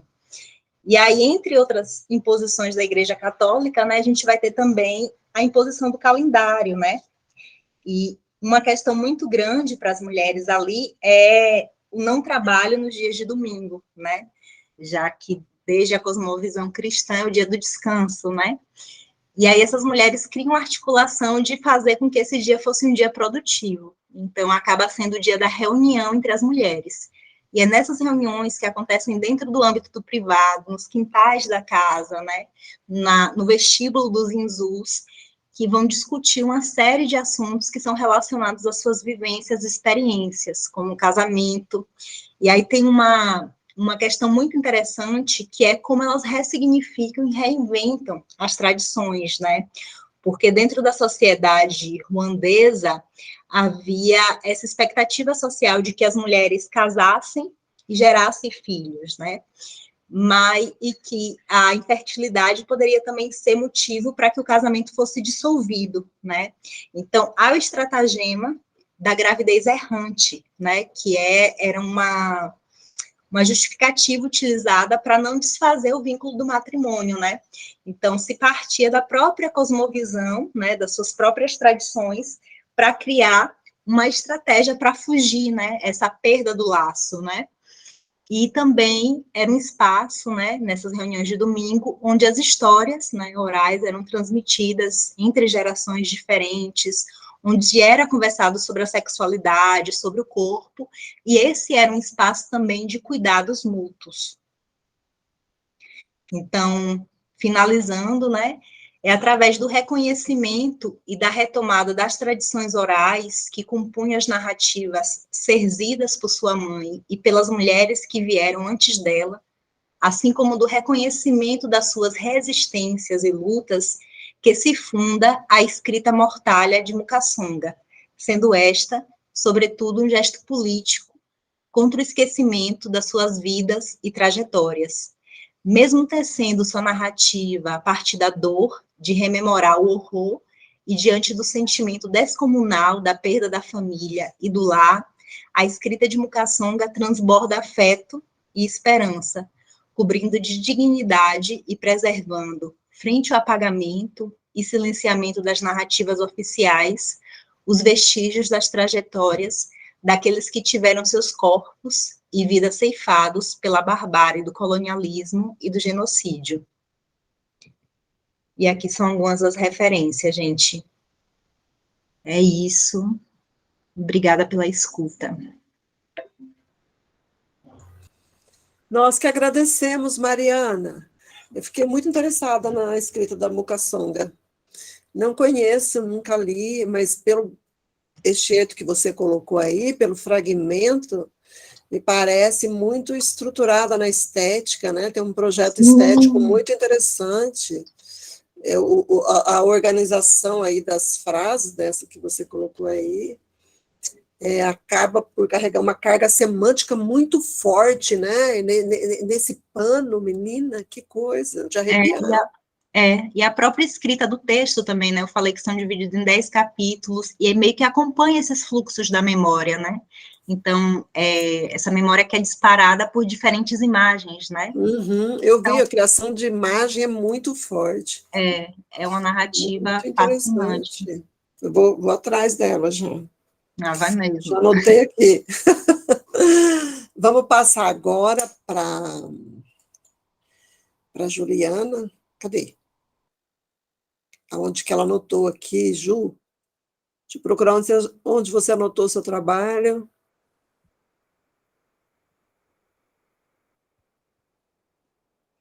O nome? Sumiu aqui o nome do seu trabalho, aqui do chat. Aqui, a identidade feminina na sociedade mexicana, Juliana Narciso. Muito bem, Juliana. A palavra é sua. A Ana Paula vai colocar o slide para mim. Cadê a Ana Paula? Só um momentinho, gente, que Tá demora bom. assim pro PowerPoint. Tá bom? Vocês conseguiram fazer todo esse trâmite aí? De enviar para ela? É. Logo que ela passou e-mail. Então, bom, meu nome é Juliana Narciso. Eu sou mestranda do curso de pós-graduação em letras da Universidade Mackenzie. Sumiu, Gente, né? tá aparecendo ou sumiu? Tava aparecendo. Agora voltou? Tava, Não. mas sumiu. Apareceu. Agora tá. Isso. Então eu descobri o que foi. Peraí, que já vai aparecer. Ah, é? A joia tá aparecendo. Ela Isso. descobriu. Tá, então, eu sou mestranda da Universidade Presbiteriana Mackenzie, do curso de letras, né? Pode passar, Ana. Esse trabalho que eu vou apresentar, ele foi feito para a disciplina de língua e literatura. Tá? Eu procurei relacionar aqui o nome do trabalho, né? Identidade feminina na sociedade mexicana. Eu procurei relacionar aqui as teses de feminilidade propostas nas obras da filósofa Simone de Beauvoir, com a obra literária Arranca Minha Vida, né, de Ángeles Mastretta, para reconhecer e entender o que há de sexista nessa obra. Eu procurei buscar a historicidade, né, nos livros da Simone de Beauvoir, para entender o condicionamento do comportamento social, para ter essa base aí histórica, enfim, científica, né, de fatos. Então, os livros são o primeiro livro, que é O Segundo Sexo, volume 1, Fatos e Mitos, e o segundo, volume 2, A Experiência Vivida. Foi lançado em 2019, numa edição de aniversário, os dois livros, e é um encarte bem bonito. Pode passar. Bom, aqui só fazendo um breve resumo da obra, a história, ela se passa, em sua maior parte, na cidade de Puebla, uma cidade do interior do México, onde nasceu a protagonista, que é a personagem Catalina, sendo que Puebla também é a mesma cidade natal da autora, da Ángeles Mastretta. O cenário dessa história é o México pós-revolucionário das décadas de 1930 e 1940, que teve um governo aí marcado pela repressão, pelo paternalismo, pela corrupção. A Ángeles, ela nasceu em 1949, então sugere-se aí que ela tenha sido influenciada pelos resquícios, né, ainda que a certo grau, dessa sociedade marcada pelos conflitos, desse governo paternalista e repressor. Então a obra, ela narra a história de amor entre a Catalina e o general Andrés Ascencio. Ela se casa aos 14 anos com esse general, bem mais velho que ela. Ela é uma jovem inteligente, inexperiente, ela só tinha 14 anos, né? Ela é ávida por conhecer a vida, e ela vai aos poucos se decepcionando com esse amor, porque ela realmente chega a amar, ele também a ama, né? Do jeito dele, né? Mas ele a ama, assim. À medida que ela vai descobrindo as traições e a forma corrupta e violenta, né, que o general Andrés constrói a carreira política dele, ela vai se desiludindo. Ela se desilude também com o papel de esposa que a sociedade paternalista impõe às mulheres ali naquela época.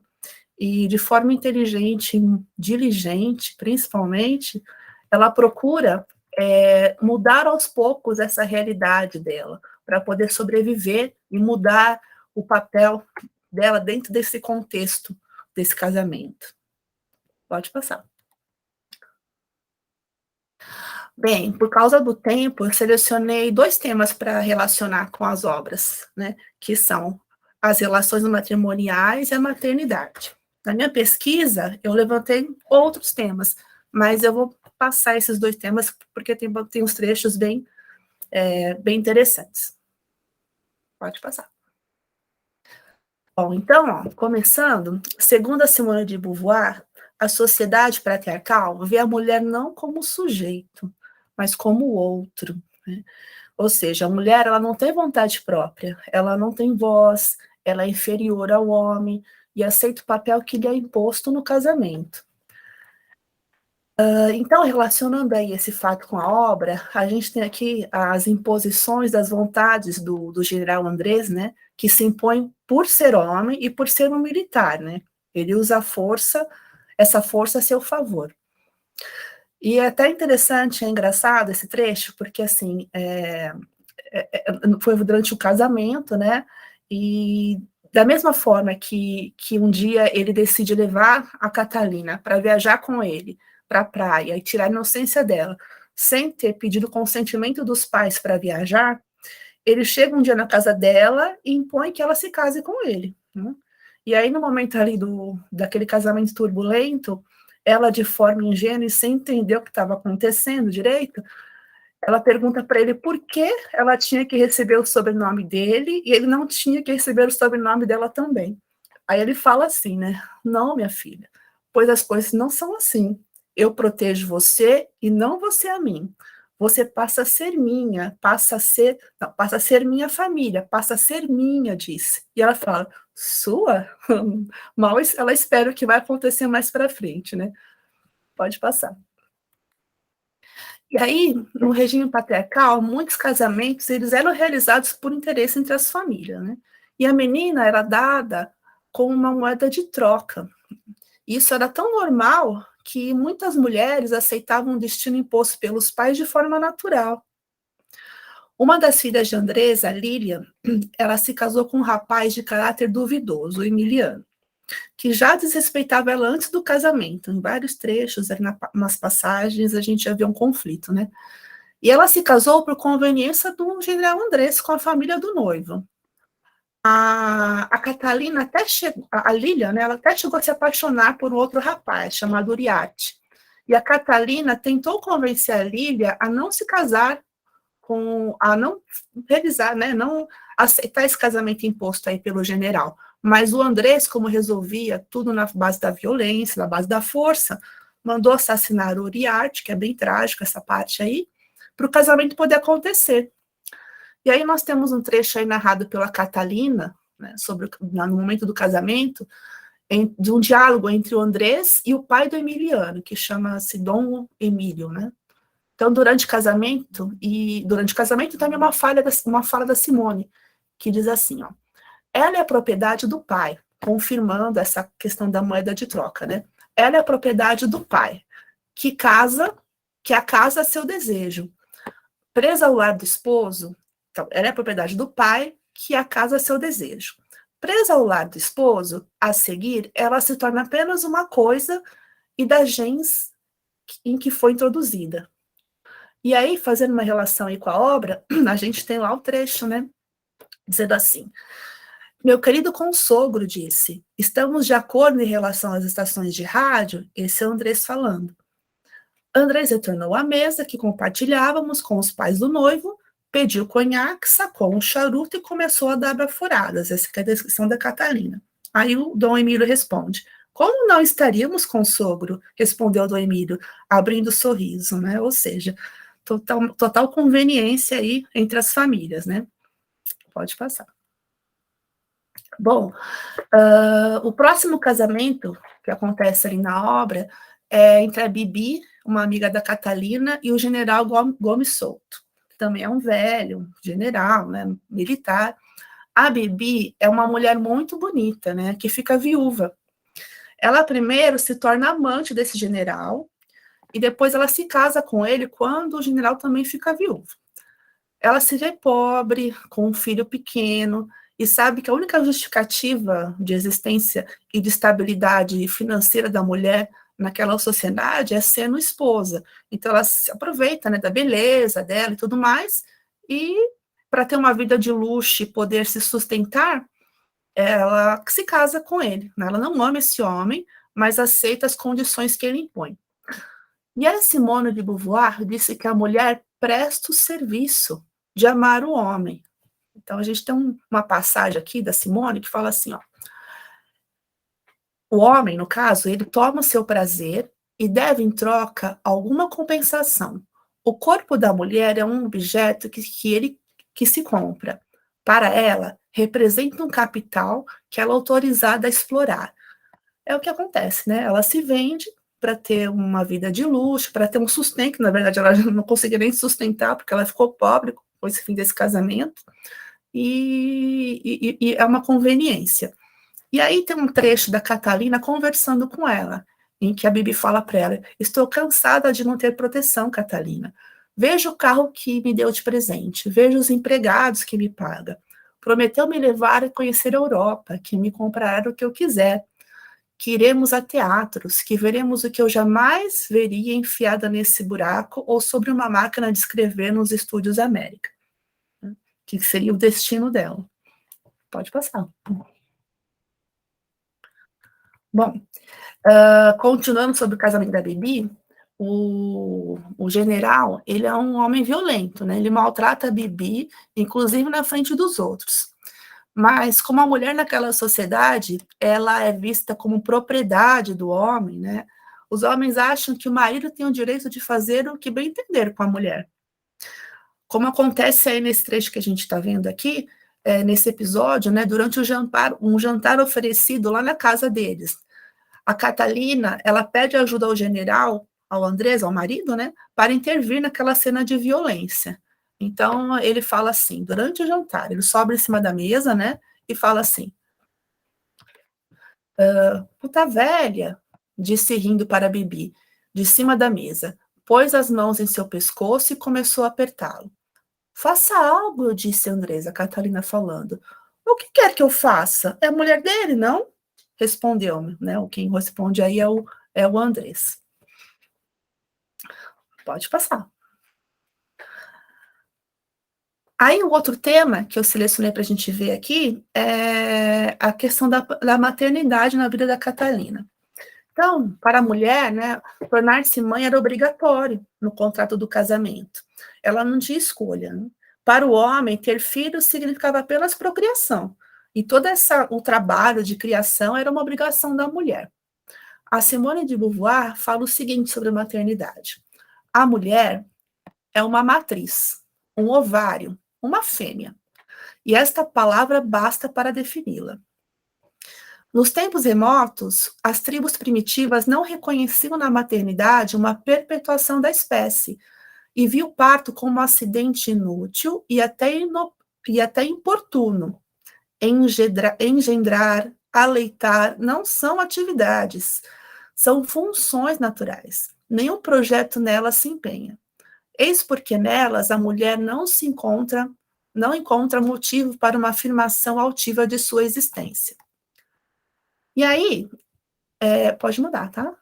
E aí, a personagem, né, a Catalina, nossa personagem, ela tem uma relação parecida com a maternidade. Não que ela não tenha amado os filhos biológicos dela e todos os outros, né, que eram filhos somente do Andrés, que ele trouxe né, para dentro de casa, né, os enteados dela. Mas fica claro, assim, em várias passagens que a maternidade não foi uma escolha na vida dela, né? A gestação para ela não foi um estado de graça. Ela não se reconhecia naquele corpo. Ela ficou reduzida, né, a lavar fraldas, a cuidar de crianças, isso deixava ela muito infeliz. E aí a gente tem algumas passagens que ilustram bem isso, né? Que é aqui, que ela fala assim: tinha 17 anos quando nasceu Verânia. Falando sobre ela. Tinha 17 anos quando nasceu Verânia. E eu a carregava 9 meses como um pesadelo. Vira crescer uma protuberância no meu corpo e não conseguia ser uma mãe enternecida. Odiava me sentir todo o tempo possuída por algo estranho. Toda a gravidez foi um erro. Tinha um medo terrível de parir. Achei que ficaria idiota para sempre. No meio dessa tragédia é engraçado, sabe? Algumas passagens, algumas falas dela. São meus filhos mais velhos, disse. Trouxe-os para estudar aqui e vão viver conosco. Foi quando ele chegou com vários filhos dos outros casamentos para que ela criasse, acabasse de criar, né? Pode passar. Ainda dentro desse matrimônio tem a questão das amantes, né? Que devem ser aceitas pelas mulheres de forma mútua. Então, ele tinha várias amantes, ela era a oficial, né? Ela tinha que aceitar todas as outras, e as outras também eram amantes porque ele sustentava, né? A Catalina ali, ela deu à luz a 2 filhos biológicos do Andrés, né? Acolheu mais 2 do primeiro casamento do Andrés, ele casou oficialmente com mais uma anteriormente, né? E ainda foi mãe de mais 4.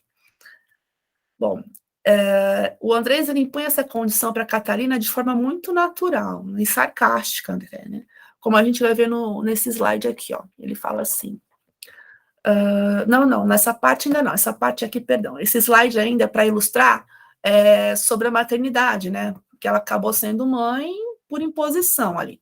Vivia quase 5 anos entre a cozinha, o aleitamento e as fraldas. Aborrecia-me. Depois de Verânia, nasceu Sérgio. Quando começou a chorar e senti que livrava da pedra que carregava na barriga, jurei que essa seria a última vez. Soube que tinha outras filhas quando chegou ao governo. Ela só soube depois, ela foi descobrindo depois que ele tinha vários filhos. Então achou necessário ser um bom pai. E me pareceu com mais 4. Tínhamos 7 filhos quando nos mudamos para a casa do outeiro de Loreto. Pode passar agora. Isso. E aquilo, naquele slide anterior, foi só para ilustrar que, para ela, a maternidade era só aquela redução da mulher, de ficar em casa, amamentando, lavando, passando, cozinhando, e não era o que ela queria para a vida dela, né? A Simone de Beauvoir, ela menciona no livro Fatos e Mitos que a poligamia no regime patriarcal era aceita sem pudor, em muitos países, né? Até hoje, né, isso acontece. E que no Corão, o livro sagrado, diz o seguinte, que os homens são superiores às mulheres.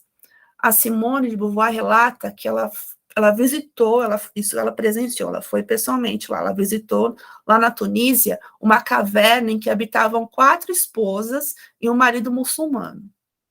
Uma esposa mais velha, ela tinha o rosto desfigurado e ela só cozinhava. A função dela naquela família era só cozinhar. Outras 2 mais jovens, com rostos parcialmente desfigurados, embalavam crianças. Então, já tinham dado à luz, embalavam crianças. E uma 4ª esposa, jovem, maravilhosamente enfeitada, né, que era aquela que ele estava com ela no momento, né? Enfim, ela atava fios de lã. Então, essa daí tinha um trabalho mais leve e ainda estava bonita, né?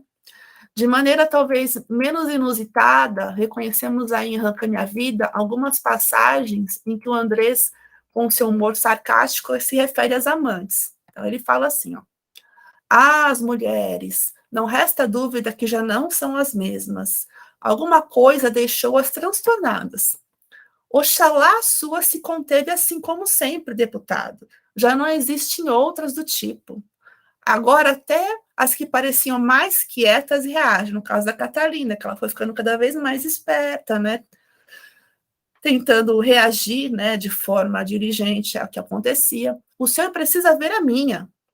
Andrés me conhecia tão bem que sorriu antes de abocanhar um pedaço de guisado e depois, com a boca cheia disso, a Catarina falando. Quando digo a minha, me refiro a vós, senhora de Ascencio. O resto são piadas necessárias, porém são imprescindíveis. Porém não imprescindíveis. E aí ela aproveita para falar para ele sobre uma das amantes que ela estava sabendo, morava perto dela.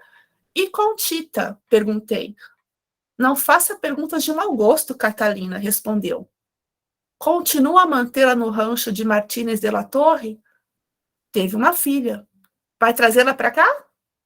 Ela não quer.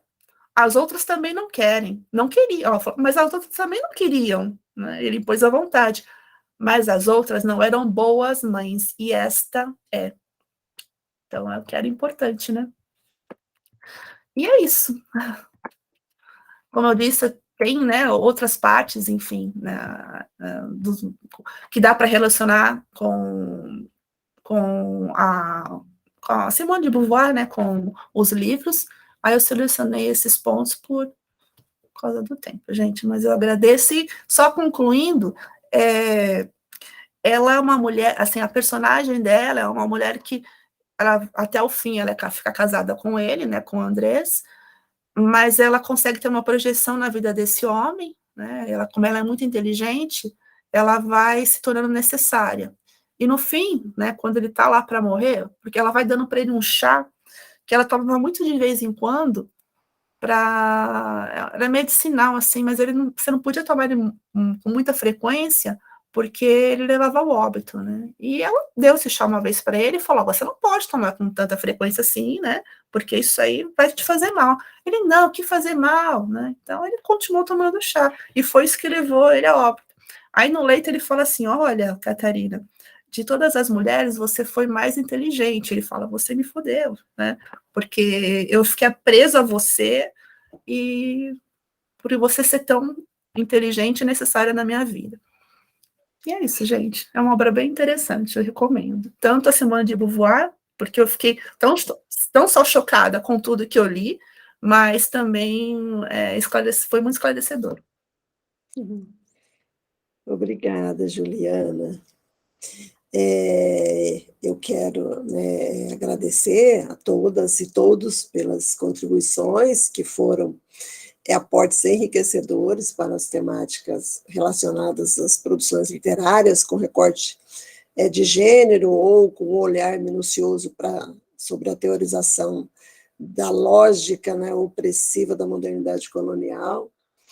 É muito bom reunir pesquisas que tratam criticamente de questões sobre a memória, a identidade, a alteridade, nas produções de mulheres a partir de diferentes lugares de fala, né? Nós tivemos aqui o México, nós tivemos a África, tivemos o Nordeste do Brasil, a parte mais central do Brasil.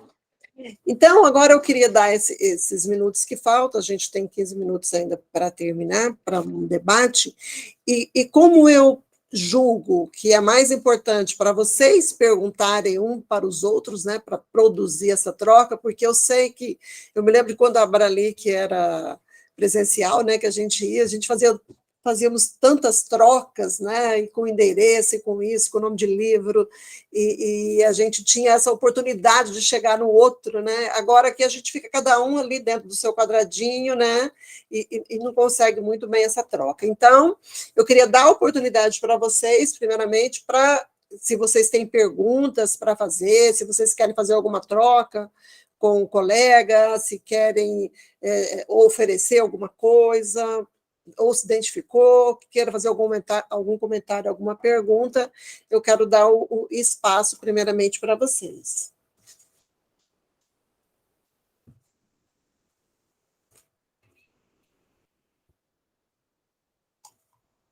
Ninguém vai falar nada? Ninguém ficou tocado com o trabalho do outro? Eu vou fazer uma pergunta mais por curiosidade, assim. Que eu não conhecia, né, a autora que a Dani pesquisa, né, que é a Lene França, e eu queria que ela falasse um pouquinho como foi esse encontro, assim, com a produção literária dela, né, você falou um pouco sobre a dificuldade de achar os livros e tal, que ela não está republicada, enfim. É isso, queria só saber desse percurso de pesquisa, né, como você chega até ela e tal. Sim. O meu primeiro encontro, a primeira escritora negra que eu conheci na vida foi a Aline França. Foi em 2016, eu estava na UNEB, Campus 2, cursando a graduação, e lá tem um seminário que é promovido pelo professor Dr. Roberto Silva Oliveira. Ele é o coordenador do 13 de Nós. E uma das convidadas foi exatamente a Aline França, e lá eu tive o meu primeiro contato, não só com uma escritora negra, né, mas fisicamente também. Eu conheci os escritos dela, tive contato com ela, e no decorrer da graduação, eu experimentei desenvolver uma pesquisa de iniciação científica, analisando os estandartes, que foi o seu terceiro livro publicado. No mestrado, eu trabalhei com os 3 livros de Aline, pensando aí os modos com que ela elabora essa presença, né, da mulher negra, do homem negro, em que a minha questão de pesquisa foi justamente como esses escritos podem avultar reflexões acerca das tradições e culturas negras, né, em Aline França. E no doutorado agora, 2022.1, bem recém mesmo, porque eu perdi praticamente 2 meses no programa. Recentemente eu fiz uma cirurgia tireoidectomia total, tirei um nódulo e tirei a tireoide totalmente.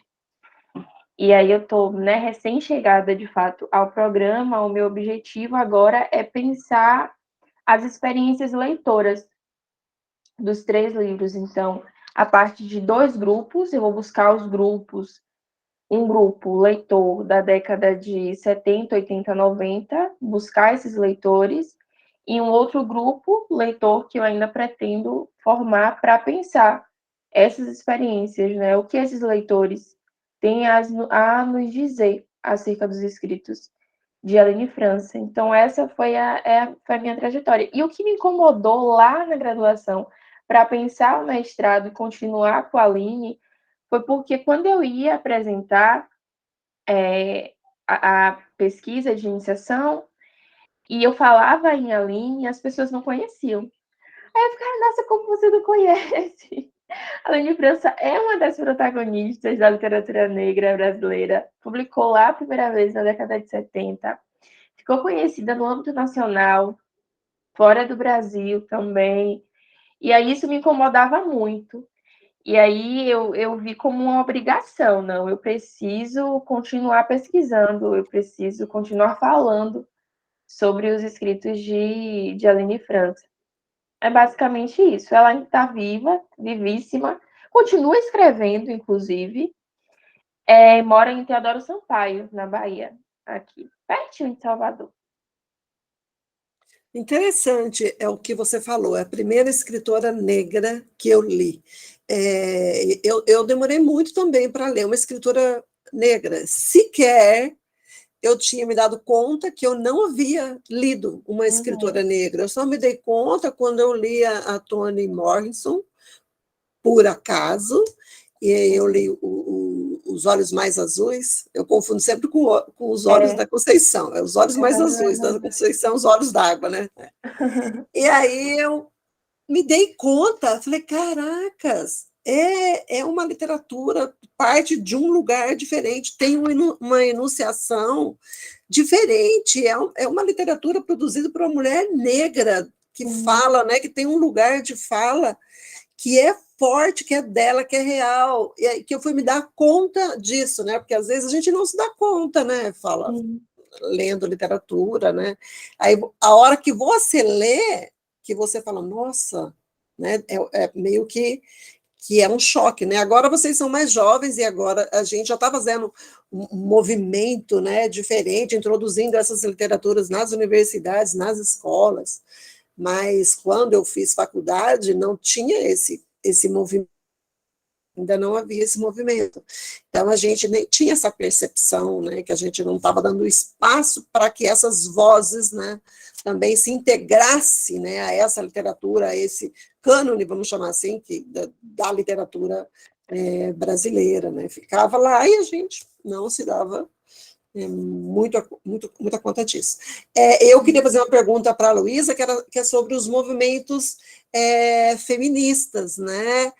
Que hoje está muito centrado nos meios acadêmicos, né? A gente faz um esforço danado, eu acho, a gente trabalha muito, né? Eu tenho vários projetos, as minhas colegas também têm, a gente trabalha muito na questão do feminismo, mas eu vejo que não existe, assim, no Brasil, um movimento feminista comunitário, sabe? Para que vá às comunidades, que chegue às pequenas comunidades e que faça esse trabalho de conscientização das mulheres. Eu estou fazendo agora um projeto, que é na minha universidade, na UFMS, e que a gente faz um resgate, assim, não é nem um resgate, a gente está tentando preservar a fala dessas mulheres, que são mulheres que têm hoje entre 65 a 85 anos. E aí a gente grava os vídeos com essas mulheres e a gente pergunta o tempo inteiro se elas tiveram, se elas se sentiram, né, enquanto mulher, numa condição inferior aos homens, como é que elas se sentiram? Aí elas falam assim, não. E você percebe que elas não pensam sobre esse assunto, elas não refletem acerca desse assunto, e falta, assim, um trabalho, pelo menos aqui, um trabalho grande para que isso chegue às pequenas comunidades, que é onde essas mulheres estão. Como você está estudando isso, o que você me diz? Oi, das coisas. Primeiro, depois eu me dei conta que eu acabei não me apresentando. Eu estava tão preocupada. Não, você me apresentou brevemente, mas eu acabei me apresentando porque eu estava tão preocupada com a coisa do tempo, que eu já quis partir logo para o trabalho, né? Mas eu estou fazendo doutorado na UERJ. Falo do Rio de Janeiro, estou aqui mais ou menos na metade do doutorado, e essa pesquisa ela faz parte de uma pesquisa maior, que é pensar na escrita, na experiência literária como um todo, enquanto uma ferramenta potente para ampliar modos de subjetivação relativos à mulher. Então, eu parto aí, tanto da minha própria experiência de escrita, né? Então, é um trabalho escrito em primeira pessoa, e aí, nesse sentido, toda essa teorização do pessoal, né, pelas intelectuais negras, é um aporte para mim que é muito importante, que me inspira muito nesse sentido, de poder partir também, né, falando um pouco do meu processo de escrita e a partir também de oficinas de escrita entre mulheres que eu medio. Então, eu também, desde 2020, eu medi oficinas de escrita entre mulheres, e aí eu também vou pensar na escrita, né, a partir dessas mulheres. Então, esse é um pouco o meu recorte. O que eu vejo em relação à sua pergunta é porque o meu recorte ele vai mais para a escrita literária, né? Então, esse trabalho hoje não é tão meu foco. Mas o que eu vejo, que eu acho que é bem potente hoje em dia, é o movimento dos slams, né? Que eu acompanho um pouco. Então, sempre que dá, eu vou. Para os mais jovens, né? Para os mais jovens. Então, eu acho que esse é um movimento muito, mas muito potente, que são movimentos periféricos, e que a gente não fica, em que aquelas próprias mulheres, elas ficam na posição de sujeito e não objeto de estudos, né? Então, elas estão ali falando delas, e eu acho que esse é um movimento muito potente.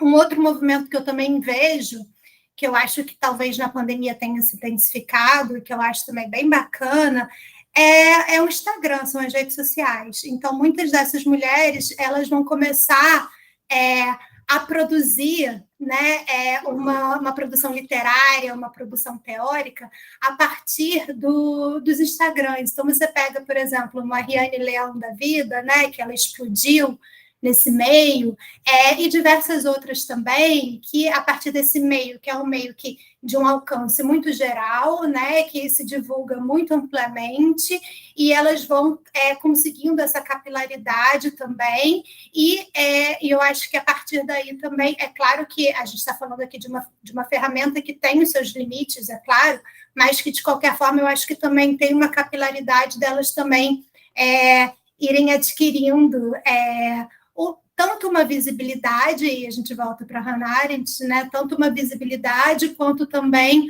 uma forma de produção de si mesmas, né? Como uma forma de ampliação de modos de subjetividade. Então, assim, brevemente, pelo que você me fala, eu penso um pouco nesses movimentos, que eu procuro acompanhar um pouco também. Mas aí talvez é um pouco mais para a literatura e menos para a produção acadêmica. Né? Inclusive, essas mulheres, elas escrevem, né? Elas escrevem, a gente já fala sobre isso, sobre, né, subjetividade, sobre as reflexões, sobre a organização, né, do pensamento. Mas quando a gente parte para esse lado, eu vejo que elas estão totalmente assim descapacitadas para pensar isso, sabe? Para pensar essa condição. Elas não tiveram uma formação, e parece que agora elas falam, agora também já não me interessa, estou 83 anos, estou com 85, mais ou menos assim. Mas é isso. Mais alguém tem perguntas? E professora, só Oi. uma ressalva Vou aqui. aproveitar aqui que todo mundo está com a câmera ligada, falta só a Ana Paula. Liga aí, Ana Paula, só para eu fazer um print. Só um momentinho, gente. Tô com minha sobrinha aqui no quarto, peraí. Tem problema, só sai você, sua carinha. Pronto. Pronto, aqui agora foi. Pronto. Foi, agora foi. Pronto, já. Pode falar, Miquel. Eu sou aqui o rapaz, o homem aqui da vez, aqui só tem mulheres bonitas, né? Mas só que uma ressalva, né? Este ano, a nossa Maria Firmina, ela completa 200 anos esse ano, ela completa seu bicentenário, né? Vamos falar que ela nasceu em 1825, mas ela nasceu em 1822, em São Luís, né? Então, este ano, ela faz o seu bicentenário, né? Romancista, que foi além do seu tempo, né? Muitos estudam, né, nas teses, dissertações sobre ela, e eu a conheci em 2018, 17 por aí, quando fui fazendo um trabalho, né, para apresentar no evento aqui na UESP, aqui no Piauí. E eu conheci Maria Firmina dos Reis pelo Cordel, de Jari de Arraes, e não parei mais, né? Aí eu convidei a Marilande para participar deste simpósio, né, pela importância, né, dessa escritora, romancista, né, poeta maranhense, que deixou um legado tão importante, né, na época que ela vivenciou a escravidão, né, o romance abolicionista, Úrsula, né, então, dar voz àquela mulher que foi por muito tempo apagada, né, pela sociedade machista, né, pela questão do egoísmo. Então, Maria Firmina dos Reis, para mim, é uma romancista de primeira, e como as demais nós temos por aí, cada uma que apresentou, né, então é só agregar valores, né, que a mulher hoje ela ocupa espaços que outrora não eram ocupados, né, então fico feliz pelo espaço de ter acolhido o nosso trabalho, e nós acreditamos que trabalhos virão mais e mais para enaltecer a figura feminina, né, que por muito tempo ela foi esquecida, né, deixada só engavetado, né, como nós vimos aqui no trabalho, né, a Firmina era uma maranhense, o seu pseudônimo, mas depois vamos conhecer quem era essa Maria Firmina dos Reis, né, uma mulher que era negra, mas não se deixou levar pela sua aparência física, né, e lutou, né, quebrando estereótipos, né, e hoje nós conhecemos essa grande romancista negra brasileira. Parece clichê, mas era uma mulher à frente de seu tempo, porque há 200 anos, né, ela já escreveu o que escreveu, ela estava muito adiantada, né, no seu tempo, muito adiantada. Bem, gente, é isso, terminou o nosso tempo, e não é a gente que controla aqui, é a Bralic mesmo. Foi muito bom estar com vocês, foi muito bom ver como a literatura está sendo apreendida, né, como esse construto cultural, a literatura feminina, a literatura produzida por mulheres, e com essa potência, né, e representatividade de espaço, de voz, que não é uma conquista que, de repente, né, mas é uma conquista que a gente vem lutando já há muito tempo, e que imagino que agora a gente já pode falar, né, tem um espaço para falar da Aline França, da Maria Firmino e de todas essas outras mulheres que eram antes para nós, né, desconhecidas. Então, eu agradeço a participação de vocês e espero vê-los na próxima. Até mais, gente. Até mais, Até mulheres. mais, muito obrigada.